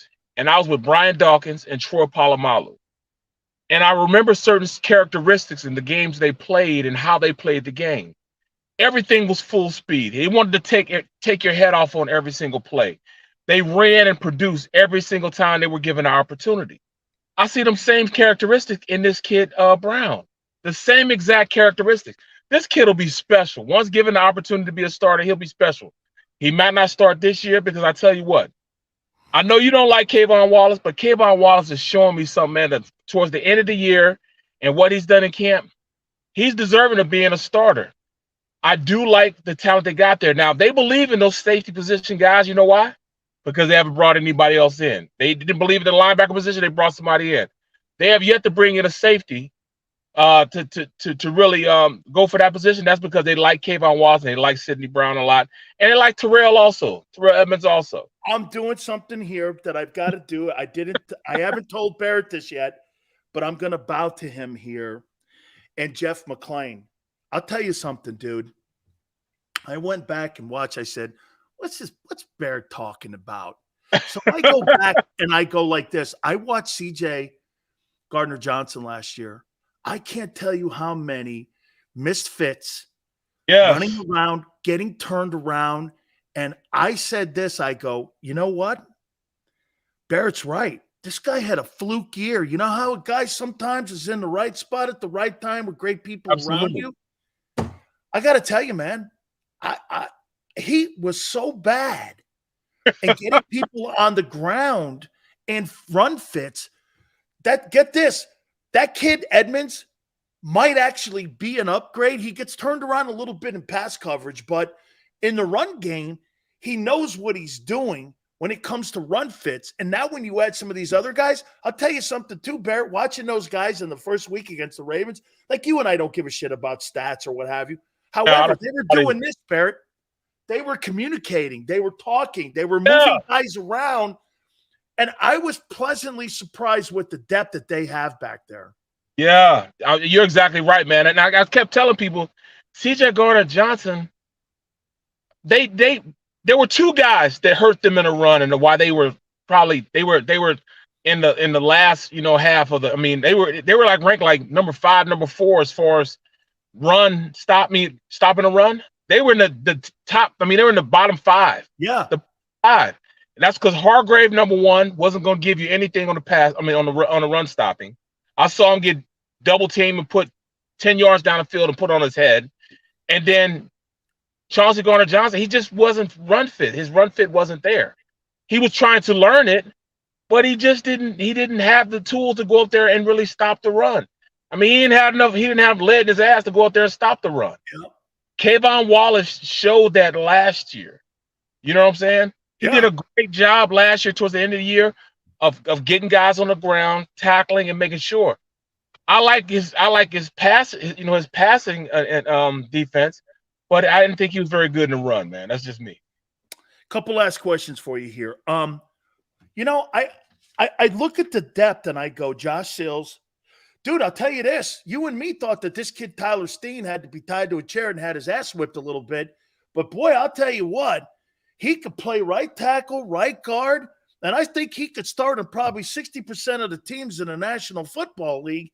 And now when you have Dennis Kelly, Jack Driscoll, the ultimate Swiss Army knife, and Josh Sills there, Barrett, am I right when I'm looking at it, am I going, are they deeper this year? How is that possible? Exactly. How is that possible, man? You know what? Am I overblowing that statement? Why do I feel better now about this offensive line group being deeper? There's no question about that. And I thought Sills, he was going to take a little bit for him to learn how to be that strong and assertive player. He looks strong to me, bro. Yeah. He looked standing out there when they put him at tackle guard. It's gonna take a bit of learning, man, but he looks good as that swap tackle or wherever they're gonna put him at. We know Kelly has, he's got plenty of starts on this. He'll be okay. But like you said, they got Swiss Army knives and guys that can go out there and play each position. I like them. To me, they're more deep this year than they were last year. You're right. You're absolutely right. All right, I got to do this, man. The guy who I stole this from, are you comfortable with Marshmallow being number 3?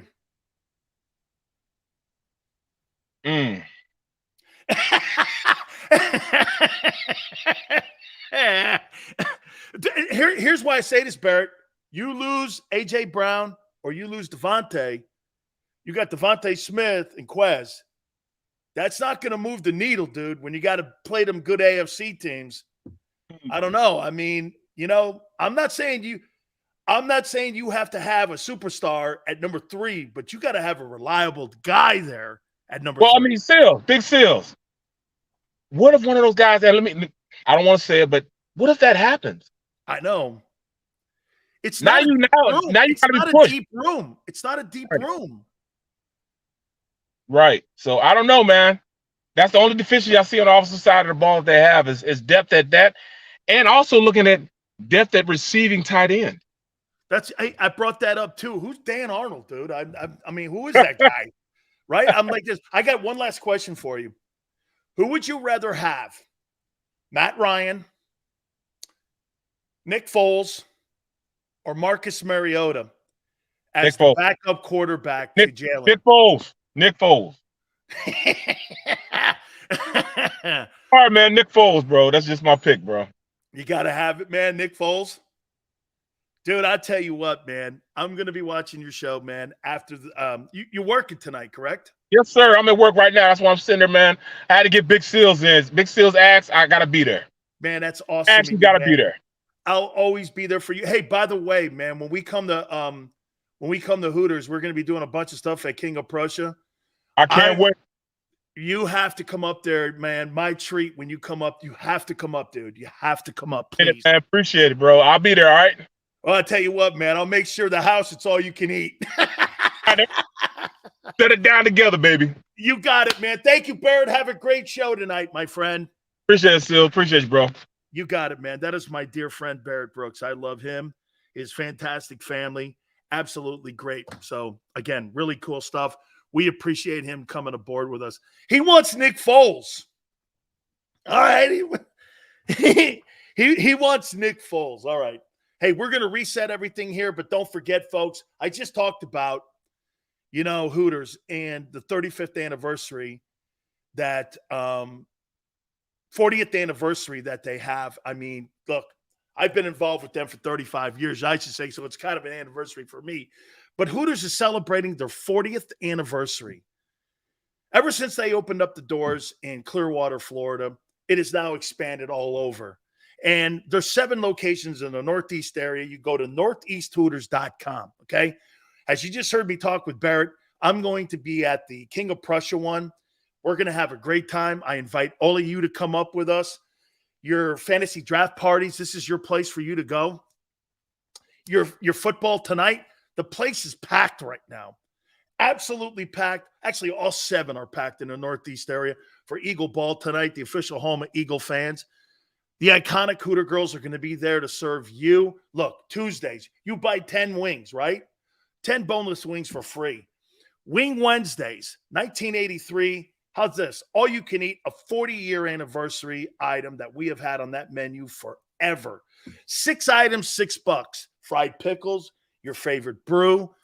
Just get to any one of the Hooters, any one of the 7 locations in the Northeast area by going to northeasthooters.com for you to be able to find that local location nearest you. You can also go over to my website, at Dan Sileo Show, my Twitter site, and you'll see when we'll be in town at the King of Prussia Hooters for you to be able to come out and have a cold one with us. And when you go to Hooters, do me a favor, you tell them Big Sil sent you.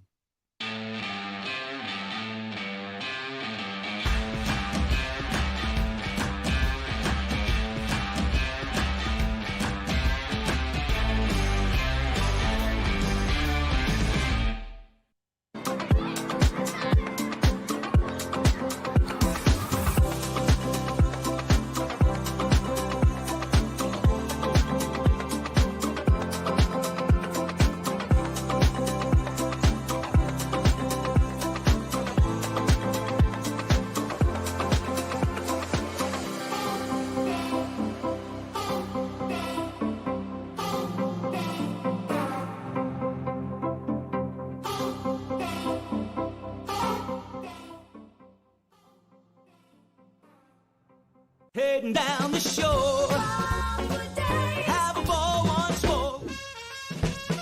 Here, imaginations run wild and time stands still. Because here, you can find the best of the Jersey Shore, all on one 5-mile island. So leave the old you behind and get lost in the woods. Wild, wild, wildwood days. Score and save in southeastern PA and Delaware with Colony Pools this football season, and let the experts close your pool with a custom Merlin safety cover in green for the birds. And if you join our Winter Watch team, we'll give you another 20% off, and Colony Pools will handle it all. Keep your tiles on your pool, not in your pool. Fly with Colony right now, Birds fans. Visit flywithcolony.com.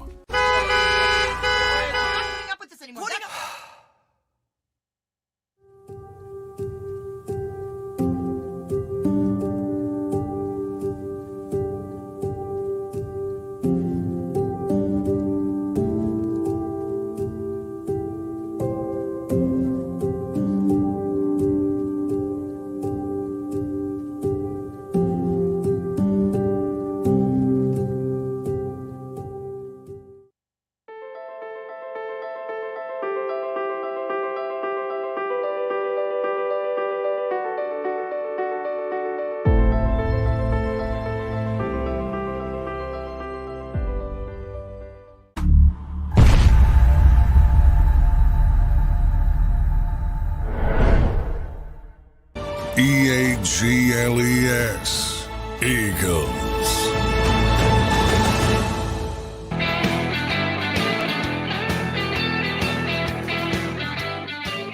Once again, you think the Niners are putting too much faith in Brock Purdy. Going to look at week 2 of the National Football League's dress rehearsal, as Barrett said. That'll be at the top of the hour, kind of reset some of the things we've been talking about here. You think that they've been putting too much faith in Brock Purdy here? I mean,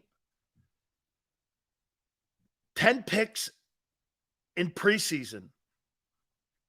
Is that a problem? Yeah, for a guy who hasn't proven shit yet.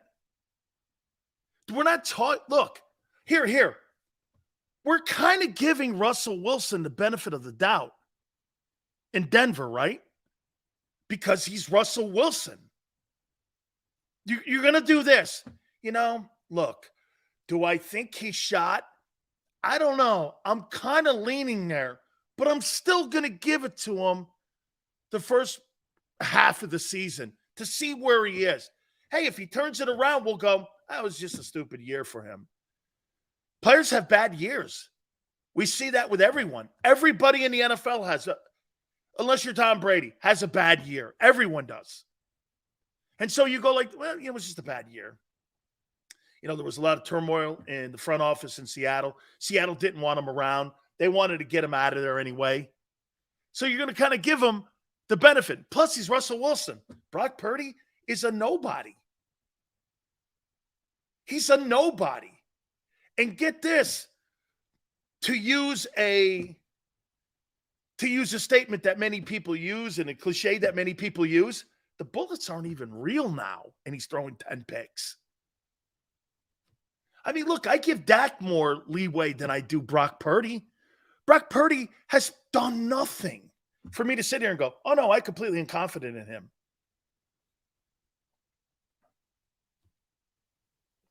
Big Sills, you better put the brakes on. You're going to make 9 years. Yeah, I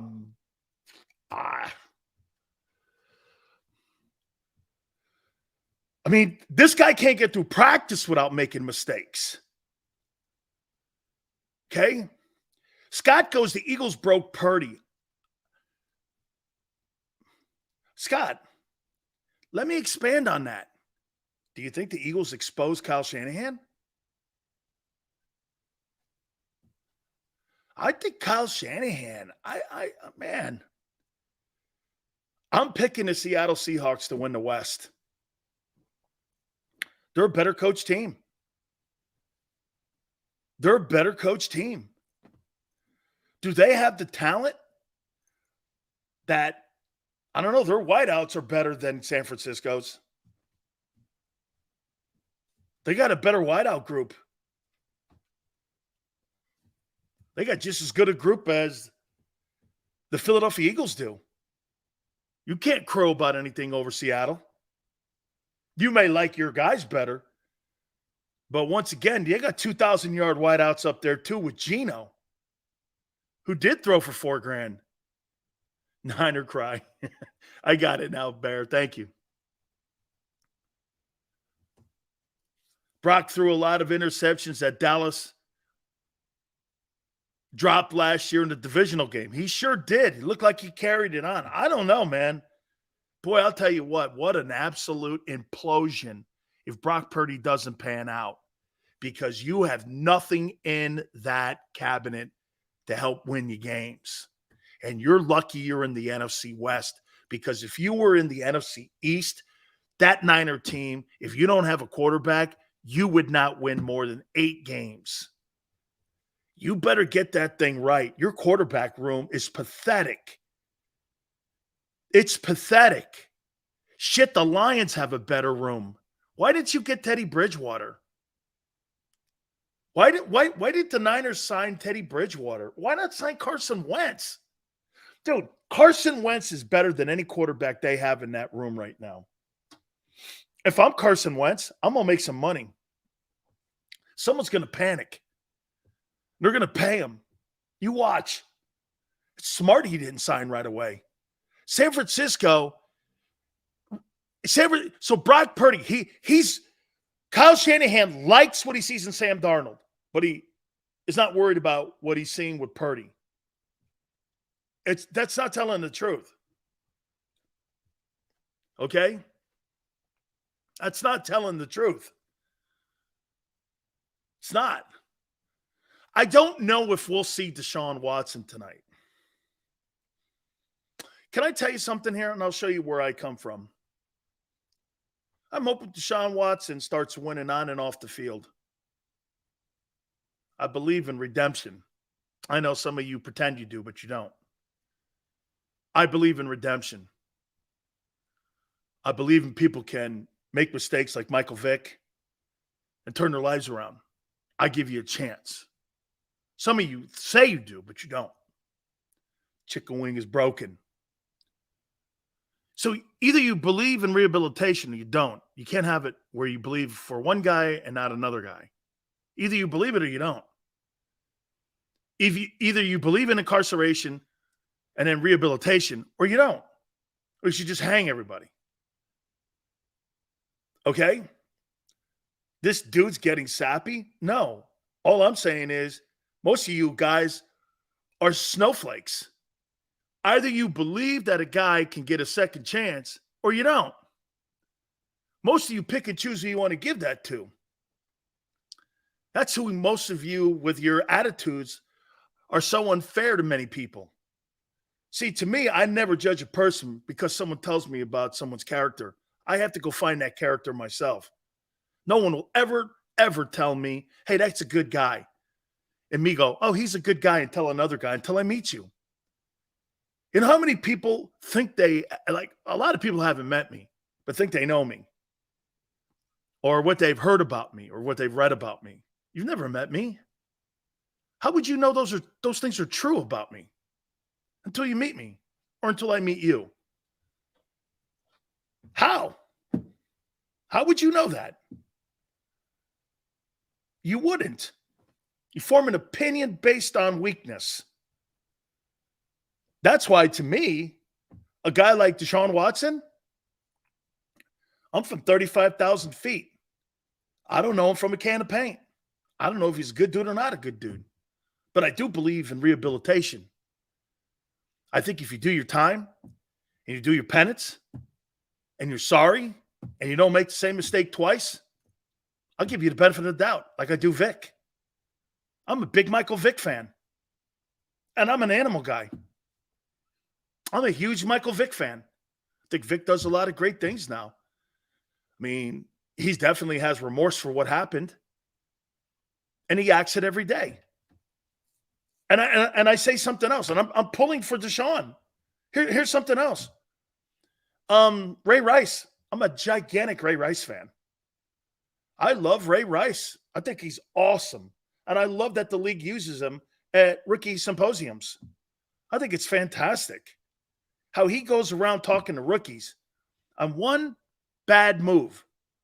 One bad incident can change your entire resume on who you are.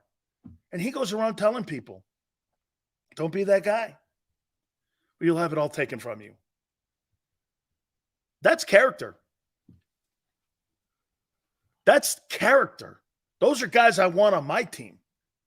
Ray Rice never asked to come back to the NFL. He never applied. You know why? He wanted to work on being a father and a husband to the same woman he punched in the face, who they're happily married to this day. That's getting it right. Yeah, but he hit a woman. I know. They're happily married. He's a scumbag. I don't think so. A scumbag moment doesn't make for a scumbag human.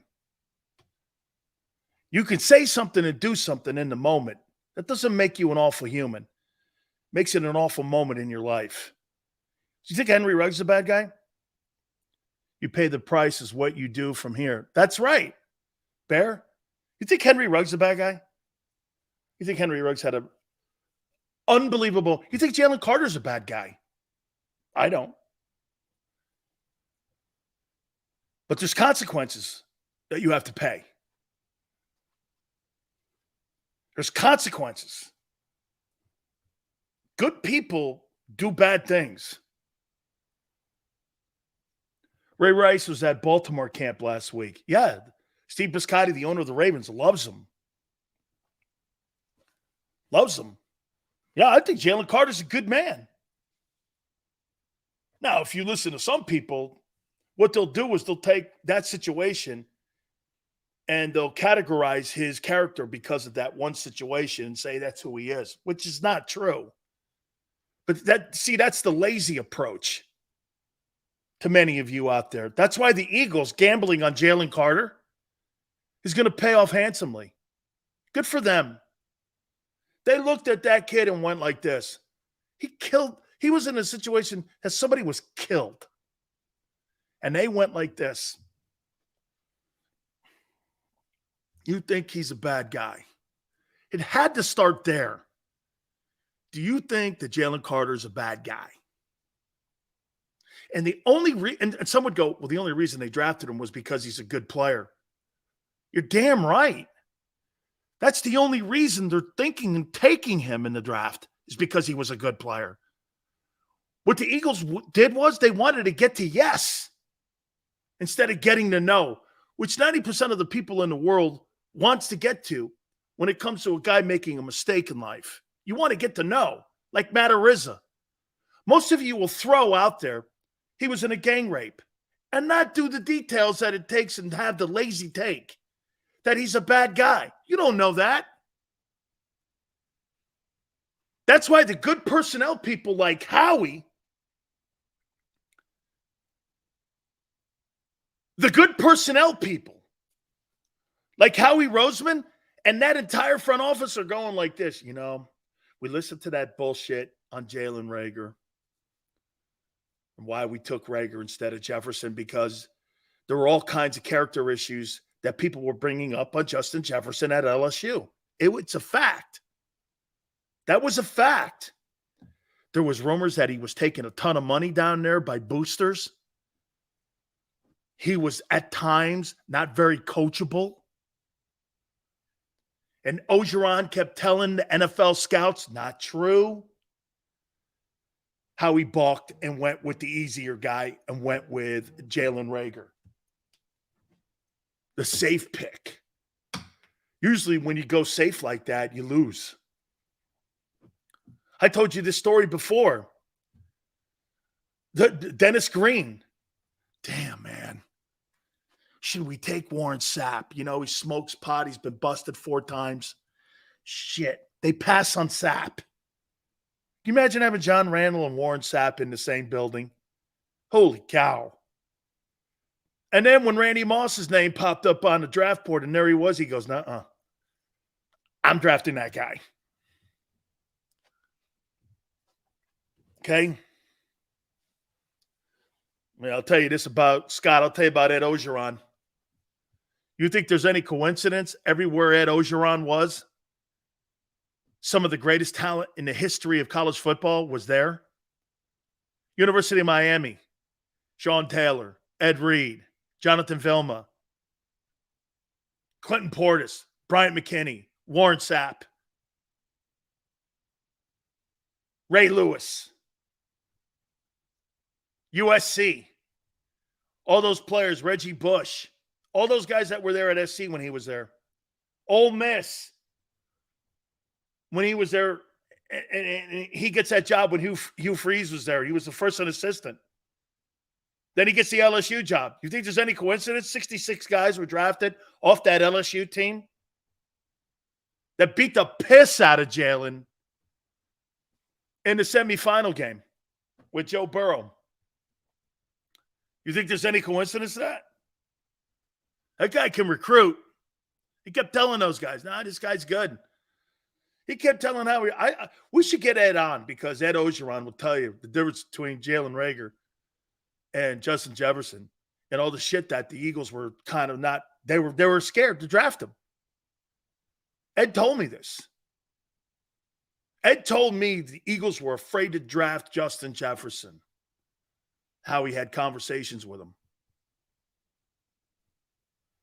How you don't? Ed Ogeron's been on this program 3 times.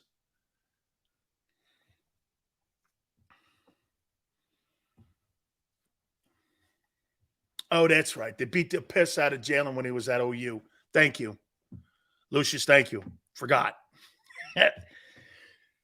Hour number 3, I'm going to reset. I'm going to take a look at some of the games. The dress rehearsal games for the NFL is this week. Next week, those games really aren't going to matter. Tonight, I think they kind of do, and what to look for. We're going to go over that a little bit again. Some of the games also to keep an eyeball on because I think there's some decisions to be made on who's going to be quarterbacking, who's not going to be quarterbacking. I think San Francisco's got big problems. I do. I think they – get this. Well, here, I'll save it. Hour number 3, Power Hour coming up. Please hit the like button. Keep it here on the National Football Show.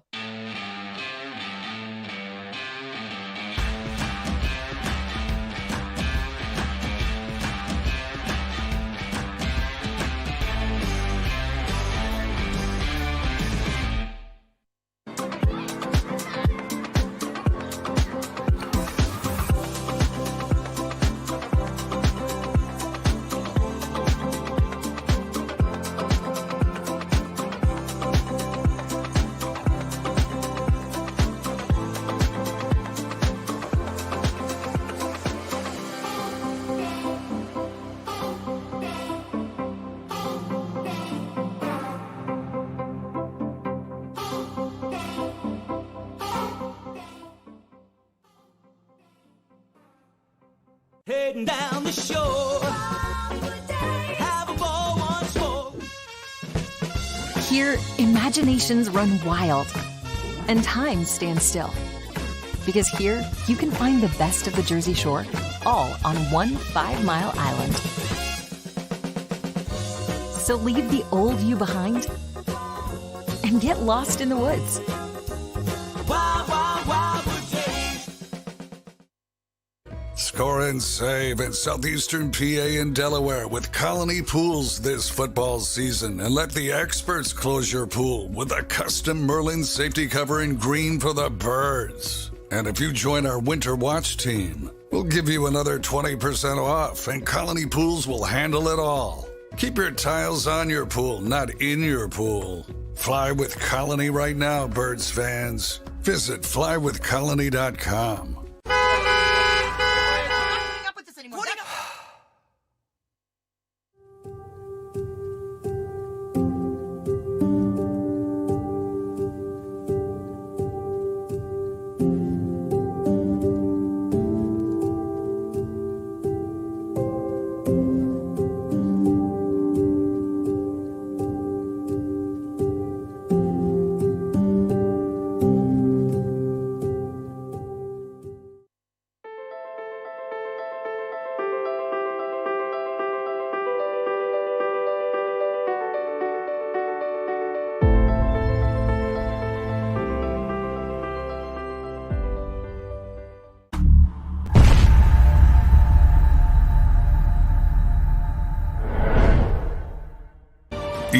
E-A-G-L-E-S.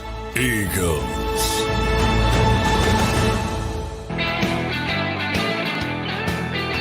I took a picture of this. I think some of you will like it. Some of you, like Tone, may be a little too young for this, but they passed these out at the home opener on 9/6/92 to the close friends of Jerome Brown.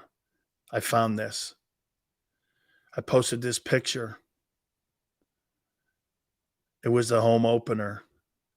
It says Eagles right there. Let me see if I got a better picture of that.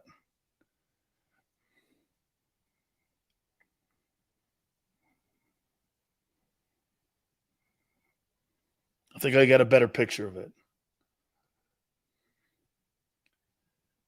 Yeah.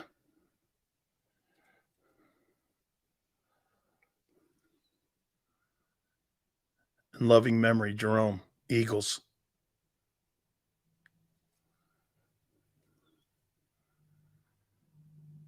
Cool, huh? Pretty cool.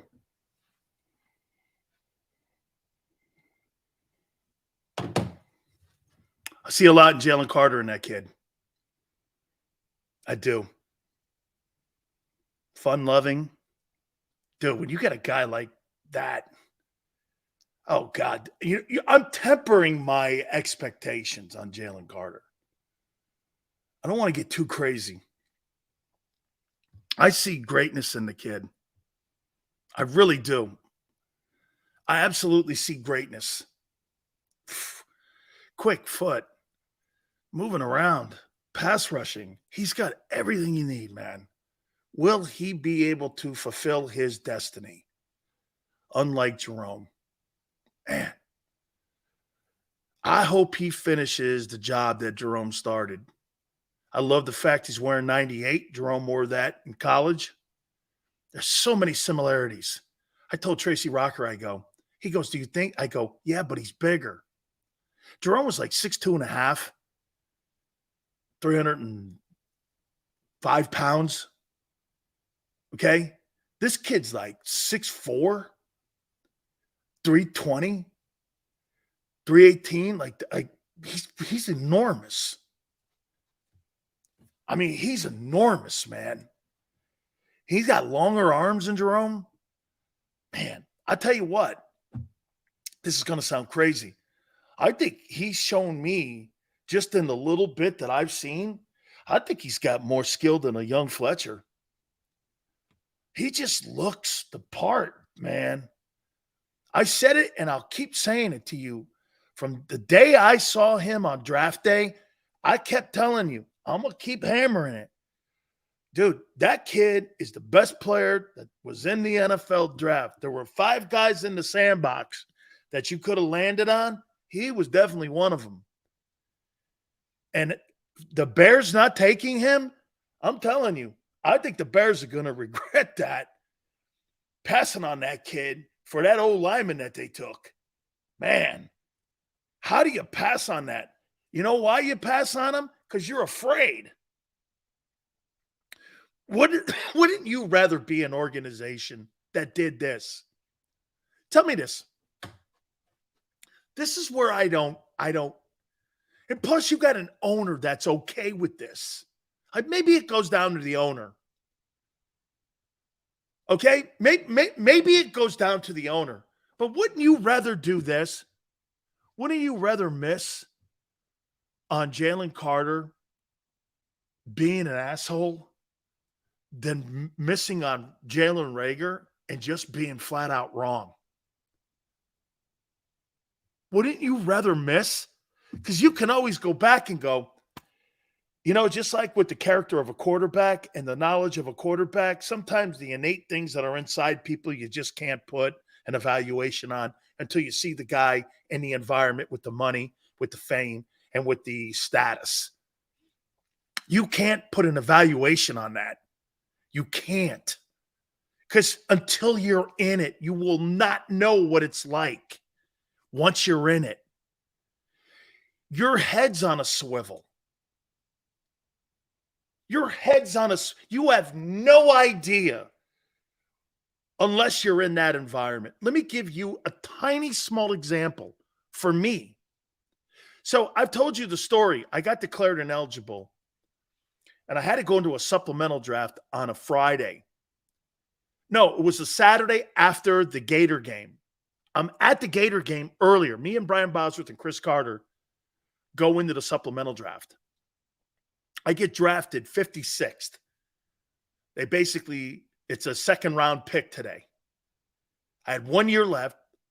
Boz goes in the first round. Chris is in the fourth or fifth round, fourth maybe. They give me $500,000 signing bonus. They put me on a jet plane, fly me to Tampa. I'm wearing a Tampa Bay Buccaneer helmet on Sunday, playing against the Bears. You heard me right. I was preparing that Friday to play against the Gators. And all of a sudden, I got $500,000 in my pocket, and I'm playing against Walter Payton at Tampa Stadium. What? I was not prepared. I had no idea, and my head was on a swivel. I was just on a jet airplane. Guy came down to Miami and picked me up on a jet airplane, the owner's plane, flew me back to Tampa. There I was playing on Sunday at Tampa Stadium.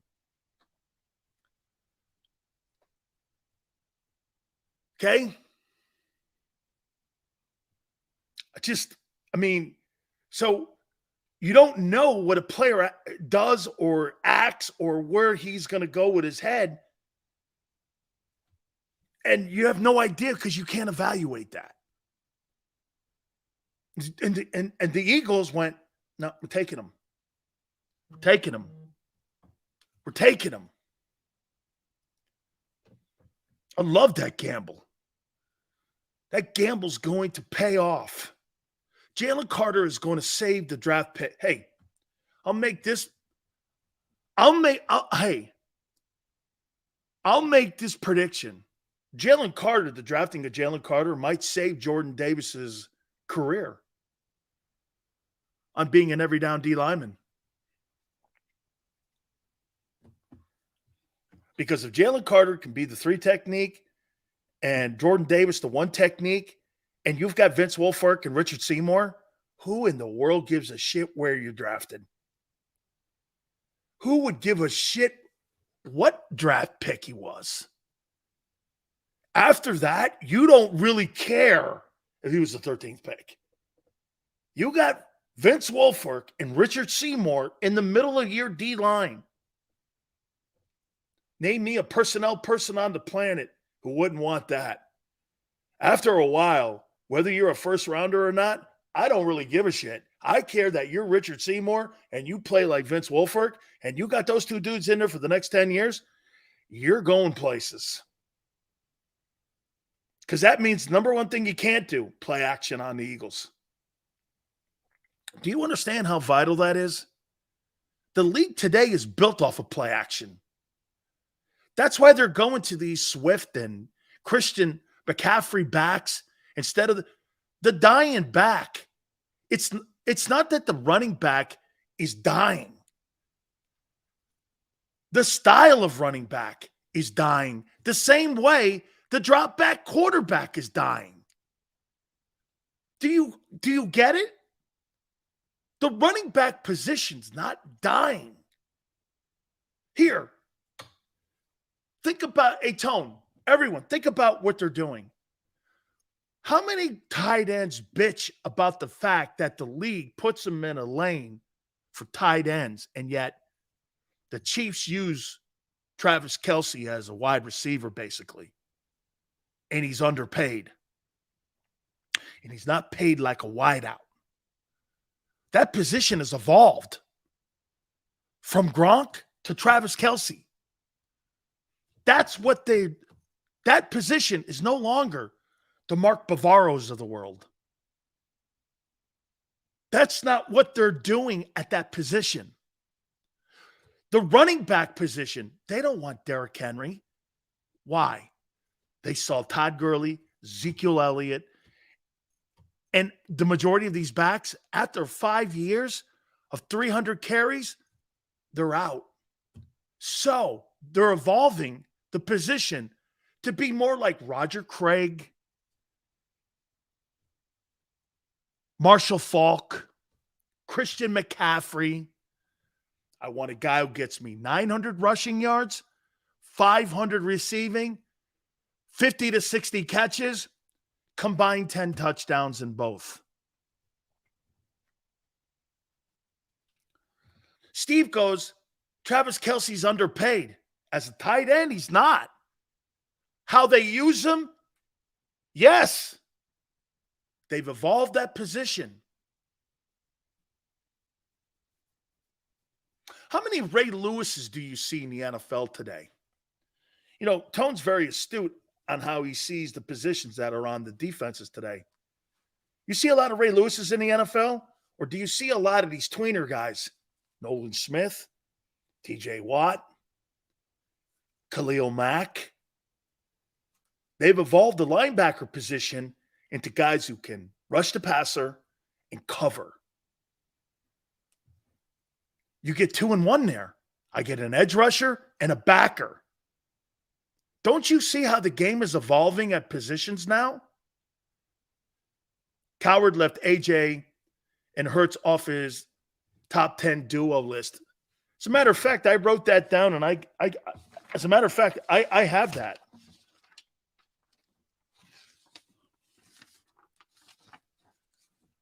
of fact, I have that list, but I have my own. Yeah, the only reason Colin Cowherd left Hertz and A.J. Brown off that list is because he wanted Eagle fans to blow up. That's why, LJ.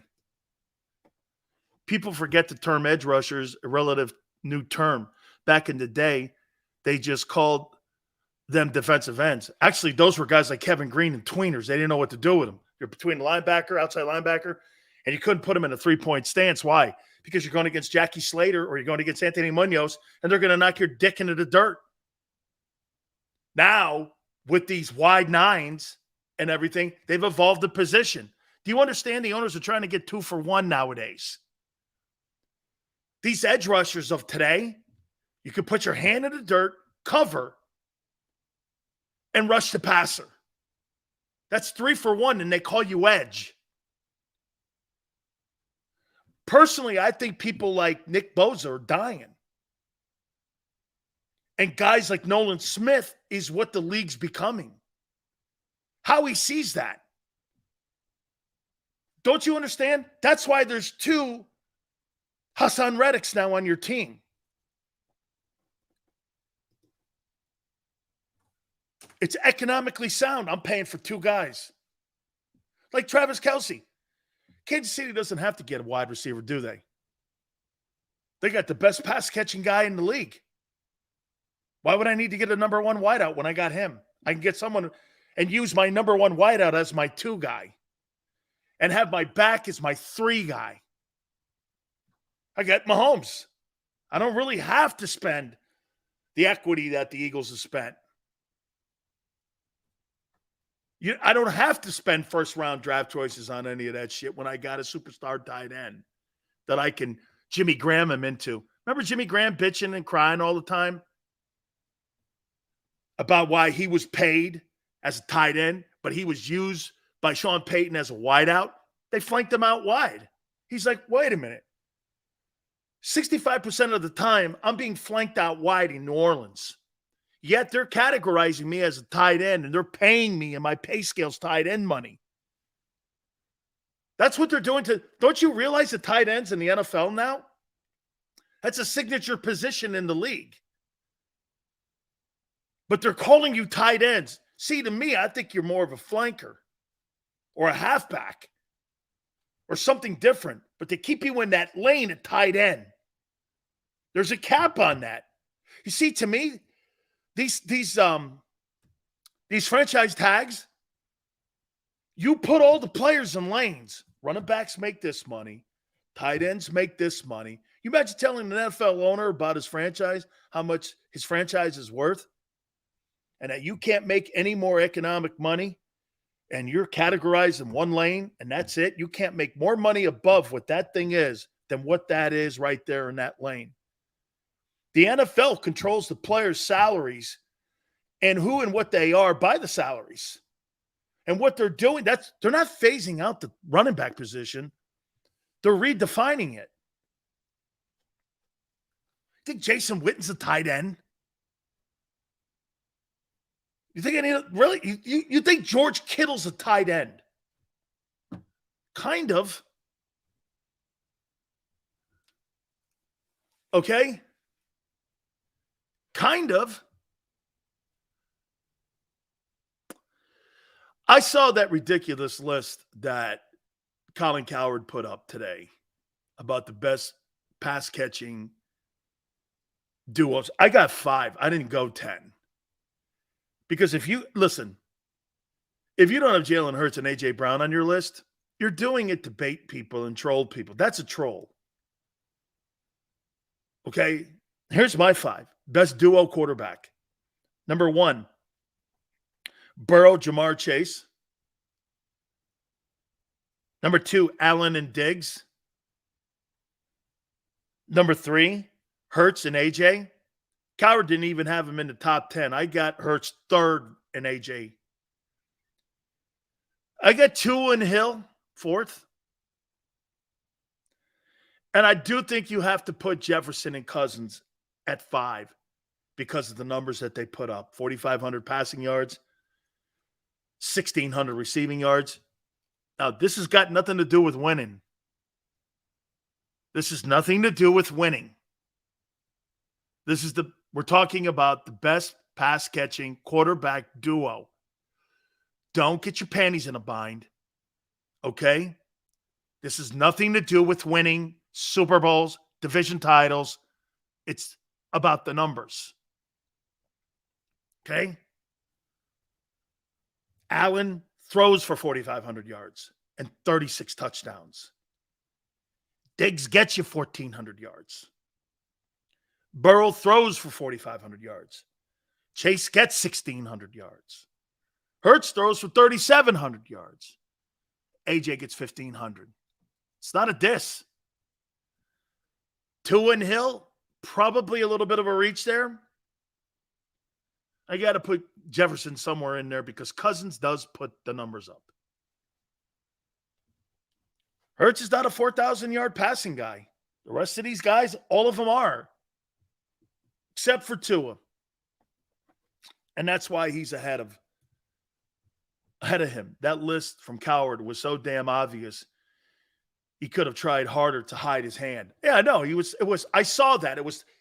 It's one thing not to even have him. I mean, if you want to make a debate that Jalen's not in the top 5 with AJ and put Geno in there, and maybe I could put Geno in for Tua and Hill, probably coming off of last year. You could probably put Geno and DK Metcalf in there, probably, right?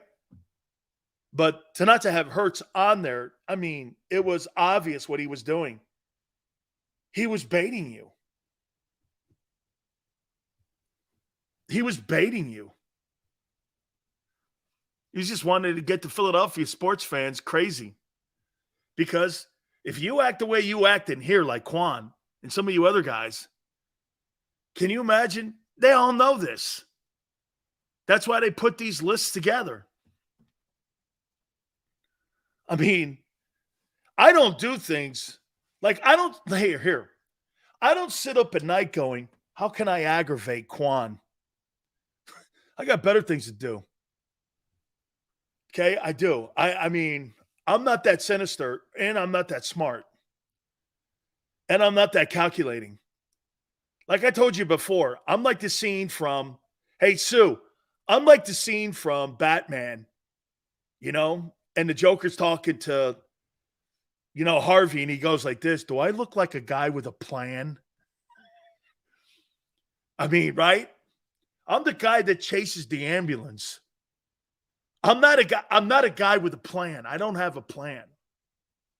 Well, Quan, I appreciate that. You must think I'm smarter than I am. Thank you. Thank you very much. Ted Bundy was calculating. Dude, really? Hey, maniac. Now I know why they call you New Jersey fishing maniac. Hey, Sills, you're right. You coming up with ways to talk about Hertz. Bundy came up with ways talking about how he was going to whack people. Hey, maniac, you're scaring me.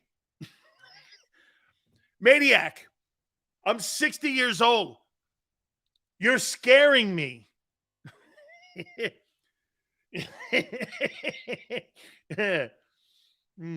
You're scaring me. To leave Brown and Hertz off the list showed clear desperation by him and the network. Fun fact, it's been reported that for the first time, cable and broadcast make up less than half of TV viewing. Broadcast makes up just 20% of TV viewing, and cable makes up 29%. And now when you add streaming, you want to hear something else that's even happening for you guys in your luxury of what you're doing. And by the way, let me show you something, what you guys are doing here for me. You know, you guys are making us one of the most watched shows in Philly.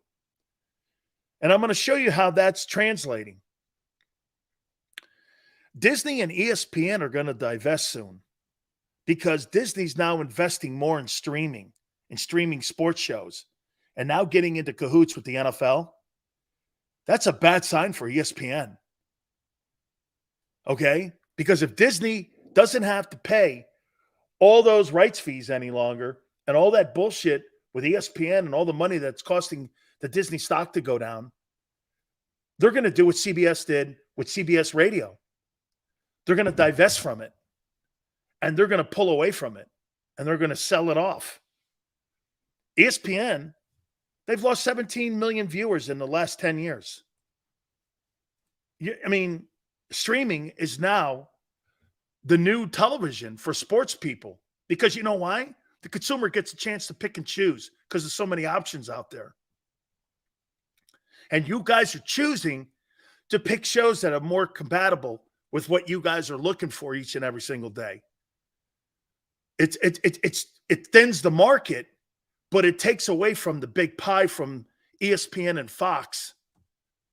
You're destroying those networks because those networks are destroying themselves. Now, a guy like me, look at Pat McAfee. Pat McAfee was hired to save ESPN.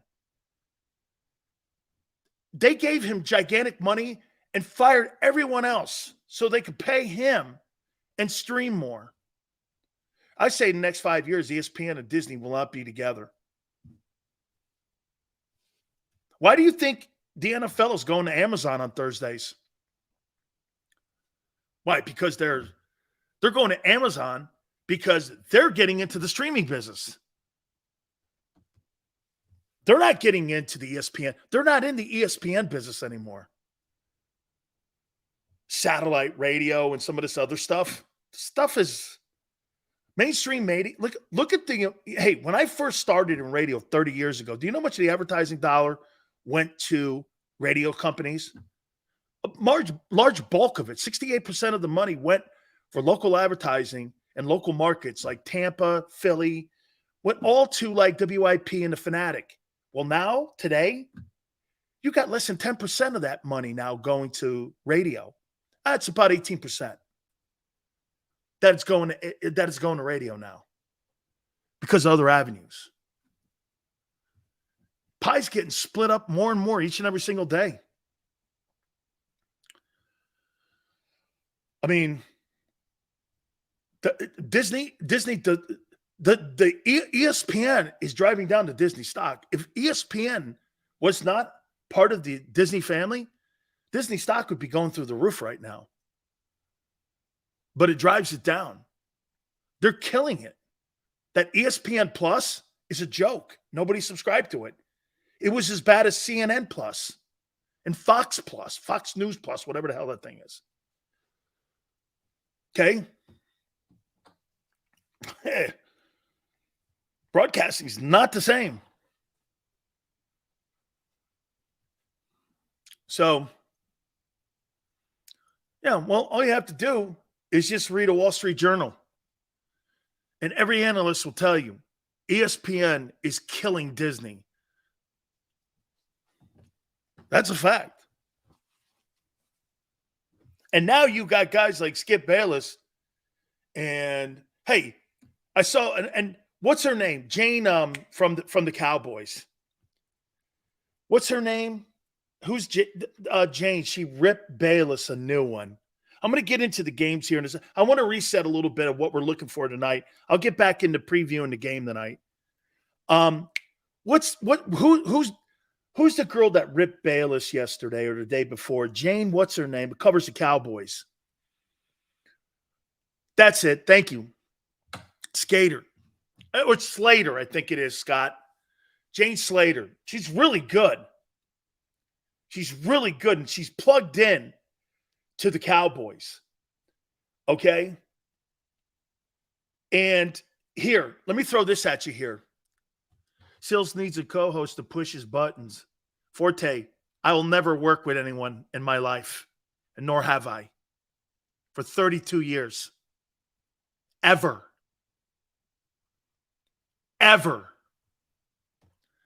My ship goes down, Sill sinks it. I'm not having some dumbass partner sink it for me. Partner radio, partner broadcasting, never works. Never works. Not happening. That'll never happen. Ever. Highest rated shows in the history of sports talk radio. I've had many of them. That doesn't work, bro. So she goes out there, and Skip Bayless is saying that Dak Prescott, yeah, that's why I'm one of the most watched shows in Philly right now, because I need someone with me. Yeah, whatever, dude. He's out there saying that Dak Prescott doesn't have the respect and loyalty of the teammates in Dallas. Jane Slater comes back and goes like this. This guy's not plugged in. No one talks to him. As a matter of fact, I talked to Jane the other night, and I go, not one person knows who he is at Valley Ranch. They all hate him. You want to know how much they hate Skip Bayless? Many of you don't know this story. Do you know why they hate him and Troy Aikman hates him? He wrote a book on the Cowboys and pretending to have inside sources. And he put an innuendo out that Troy Aikman was gay. He put it out there that he was gay. I never see Troy with a girl. And we're all sitting there going like this. Okay, we can't say anything. Everyone knew he was dating one of the cheerleaders, which is a no-no. He knew her from his Oklahoma days. And everyone kept it quiet. Didn't say anything. Bayless goes into Dallas Morning News, and then he goes on a book tour with an innuendo that Aikman was gay. He made money. You've never seen Troy Aikman talk to Skip Bayless publicly in the history of broadcasting, and he worked at Fox. Did you ever see those two talking? Ever? No. Troy hates that guy. Troy hates that dude. I was there for it. I saw it. Hates him.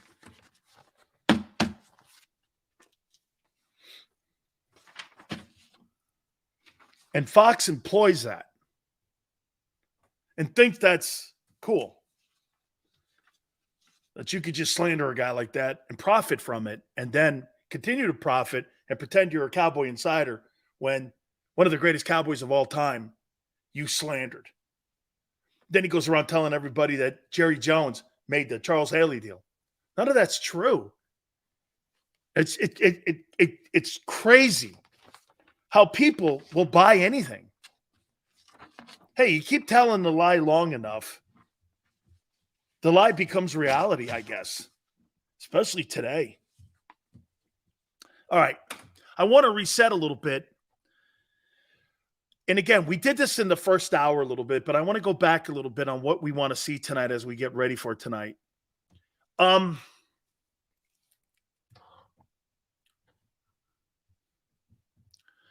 Let's do this. Philly, 4 for 4. All you have to do is Google it. Okay? Quan goes, anyone can make a mistake. So you write a book about it and columns about it. That's a mistake. That's predetermined. I say something sometimes, that's a mistake. That comes to me at the moment. I didn't think about it last night.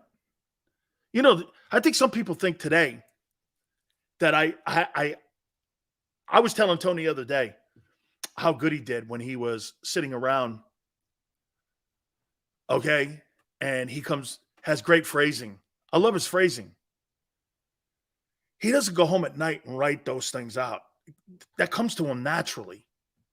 There's certain people who have a natural act and a knack for that. There's some that don't. I'm not one that sits around writing shit down like that. I may say something off the wall, and I do, and I know I do. But at the end of the day, I don't have a plan. I got notes. Skip Bayless's book is as bad as John Gruden's emails. And yet Skip Bayless is protected by the media. And guys like Bayless go after John Gruden. The guy who slandered somebody for making an innuendo that he was gay. But that's okay. Because the media guys all protect themselves. They're all thoughtless. What's any different from what Bayless did to what John Gruden did? Just because you have a different opinion on being a racist versus a guy who slanders people, I think they're both criminal.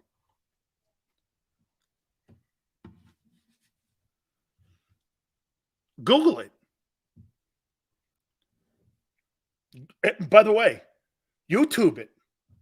See what Troy's response was when someone wanted to get him on from Undisputed.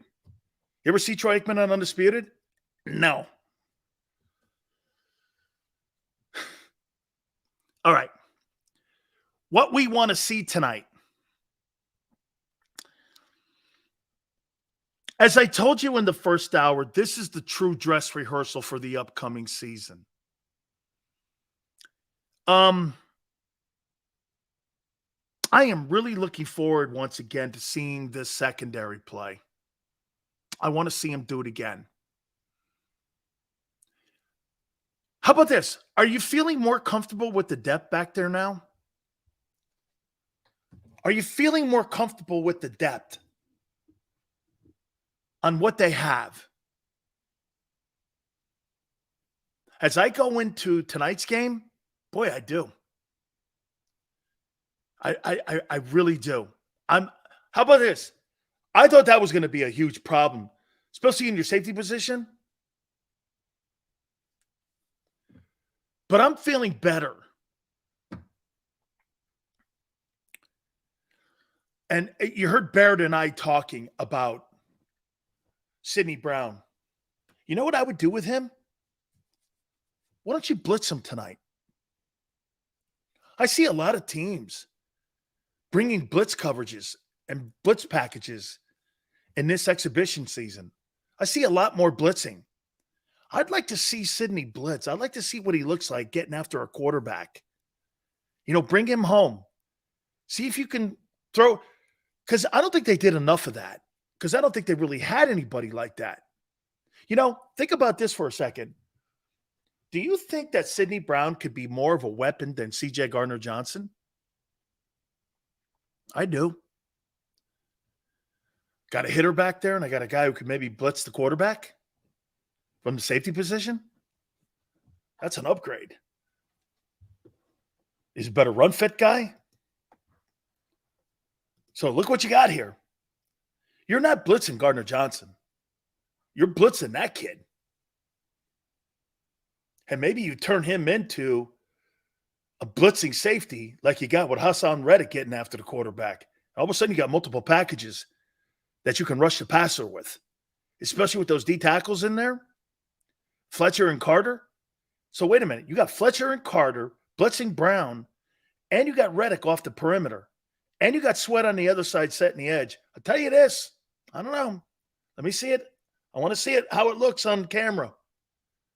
I want to see it when I'm sitting there at the, NovaCare Center, and I want to look at it coming out of the projector when,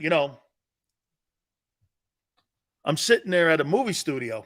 I want to see this. I want to see the movie play out. Because I think you could get something here with this. Okay?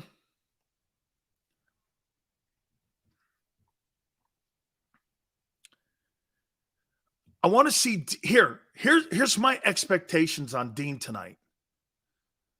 Just show me you know what you're doing. Doesn't have to be 10 tackles in 15 plays. Doesn't have to be shit like that. Just show me you know when it comes to alignment, recognition, running to the ball, getting guys on the ground. And in those 15 plays, show me you can get up and play the 16th play. That's all I kind of want to watch tonight. Just watch him move around. Nothing dramatic. I'm not looking for INTs or deflections. I don't want to hear. I'm not looking for any of that. I just want to do something that JH just said. Hey, dude, it's been 2 years. I just want to see you play. As a starter, I want to see you play in that role. You've never played in that role. He's never played.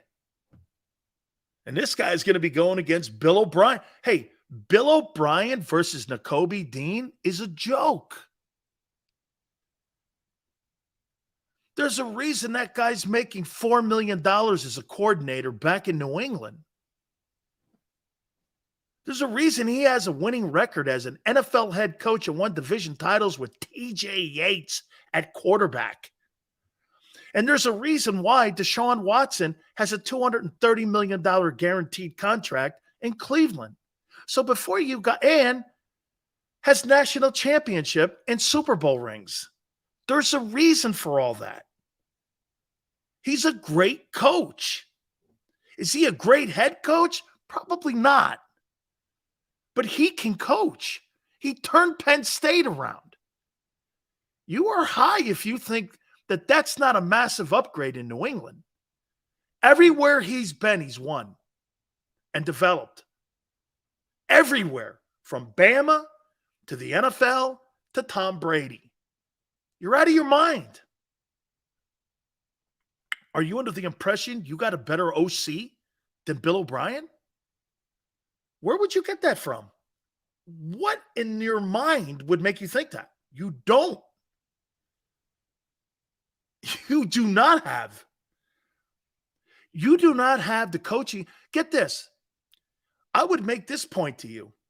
The first 3 games of the season for the Eagles, your coaching staff will be the inferior staff.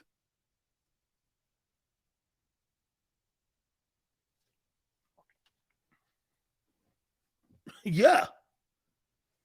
You think your coordinator's better than Brian Flores, who's got 3 Super Bowl rings? And was part of that up in New England, turning around also the Dolphins? Justin Jefferson has benefited massively from having that new head coach up there in Minnesota. Are you out of your mind? You're going to win that game because you got better talent, not coaching. Coaching matters in this league. And again, this is kind of what we're seeing a little bit with the influence of Patricia. I see Matt Patricia's signature on this defense, especially in the secondary. I see that. I want to see a little bit of the rotation and how they're going to move around the tackles. Carter, Milton Williams. I'd like to see Milton Williams play significant reps tonight because I like him. You know why I like him? You could play him in a 7-5-3-2. Put him on the nose. He's a 500-pound bench presser. He's got good feet. He's a good football player. I'll tell you this, Milton Williams, according to Pro Football Focus, was one of the most improved football players at his position last year of any defensive tackles in the NFL. I think it was third most improved was Milton Williams. He could play, man.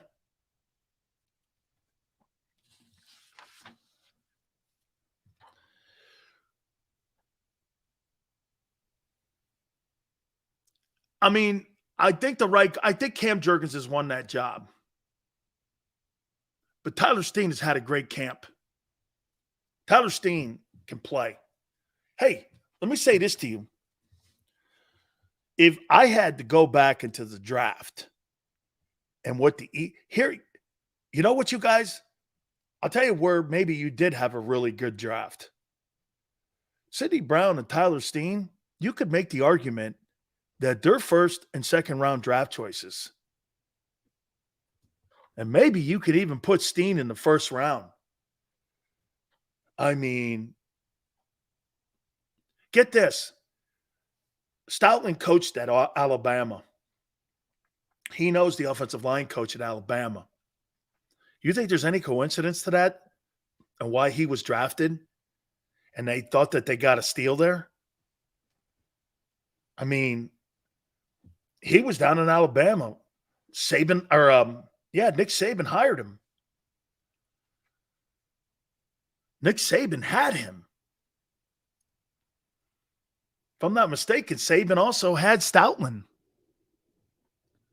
I mean, I don't believe there's any coincidence to that. Okay? Again, I mean, I'm going to watch your three-hole wide receiver. I think you're in trouble there if one of your guys goes down. I want to see guys make plays. Here's my problem with Quez. Dude, it's not that you're not fast. It's not that we don't want you to be the guy. But every time we count on you to make the play, you fail. And on top of that, when it comes for jump balls, you are the worst. Like when A.J. Brown goes up for a pass and it's a jump ball, I say 99% of the time A.J. Brown's coming down with that. When Quez Watkins goes up on a jump ball, there's a 99.9% chance of the time the other guy's getting it. I don't have faith that he's going to fight for it. This guy's not a fighter. This guy's tissue paper. And I don't know if I want that in my huddle. Okay? Running backs, dude, it's me, Gainwell, and Scott get the majority of the reps tonight. And that Sermon kid, who's a good back. He's going to land on a team somewhere else. He ain't making the Eagles. Unless you cut Penny. The linebacking core, I want to see Zach Cunningham and Miles Jack play. And by the way, Murrow wasn't bad. He wasn't bad. He wasn't. And again, the overall depth. See, I watch games all the way through because even in the fourth quarter, there could be, do you know, many of you may not know the story, but Terrell Davis was found on the last exhibition game on special teams by Mike Shanahan. They were playing in Japan. I had Terrell Davis on my show about 4 years ago, and he goes, man, I'm in Japan. I called my mom. I told her I wasn't going to play in the last exhibition game. I just wanted to go home. And she said this, you got one more game. Go out and play. She goes, yeah, but I'm not going to see any time. He never saw any time as a running back. You know how they kept him? He ran down twice on a kickoff, and he knocked somebody out. So they kept him. You understand something. Terrell Davis, he had no numbers at Georgia. None. And Herschel Walker's apologized to him before. They never used him at Georgia. I had to look up where he went to college. He was a nothing burger at Georgia. And then the rest is history. He's in Canton. So you never know who you might land on. You just keep your eyes open, right? All right. Hit the like button. Keep it here on the National Football Show.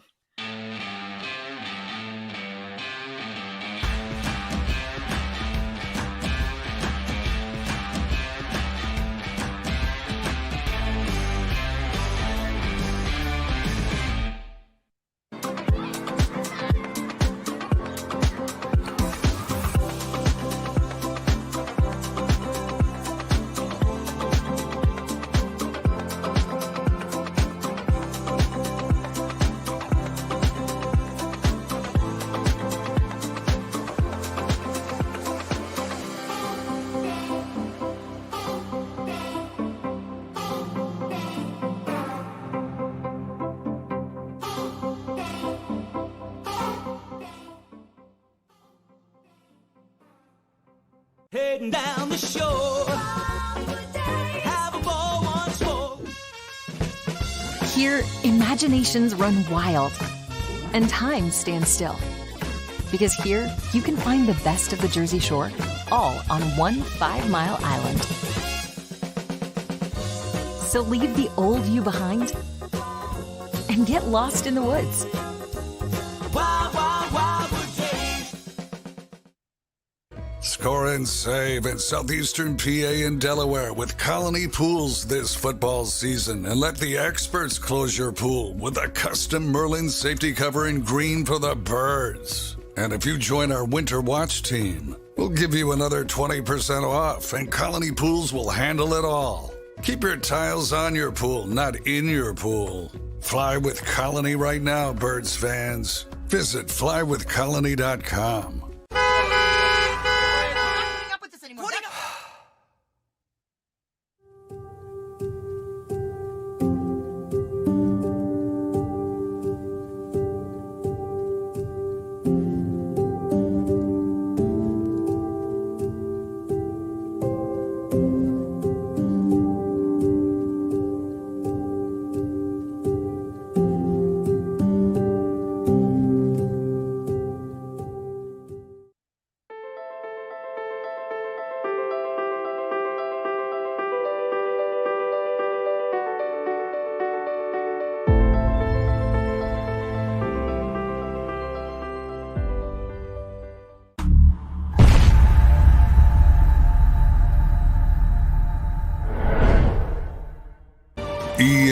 EAGLES, Eagles.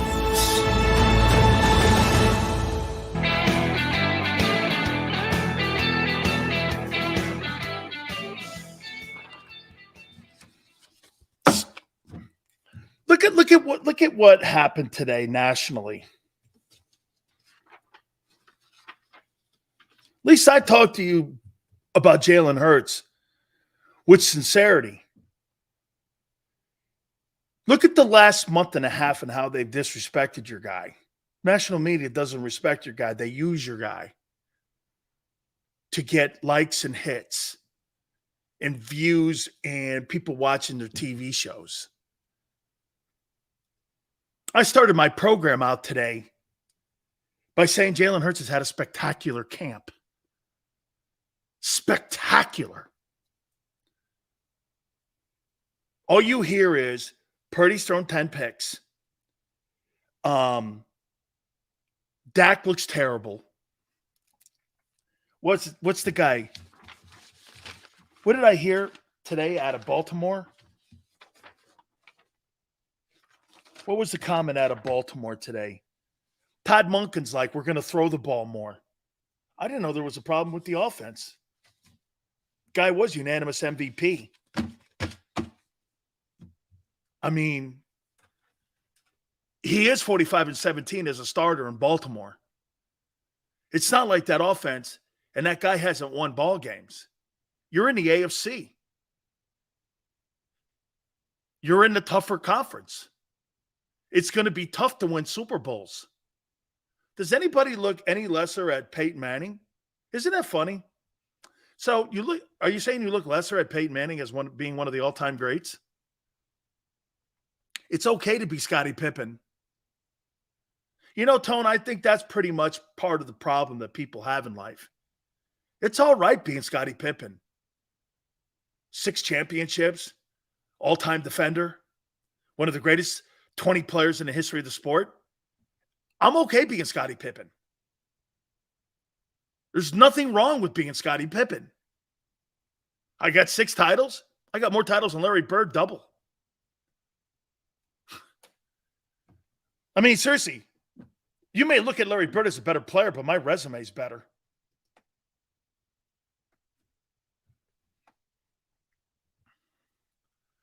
Sad thing is, these days, Pippen isn't happy being Pippen. Because Scottie Pippen hasn't come to the reality that what I just said. You're right. You're right, Tone. Okay? You're right. So people can't take what others look at you as. Well, he was the second dude in the building. I don't care. So you think like Magic Johnson and Kareem Abdul-Jabbar? You look at those two guys? You're not winning a championship without Magic. As great as Jabbar was, he wasn't a 1. Kareem Abdul-Jabbar is not leading a team to an NBA title. Oscar Robertson and Magic Johnson are.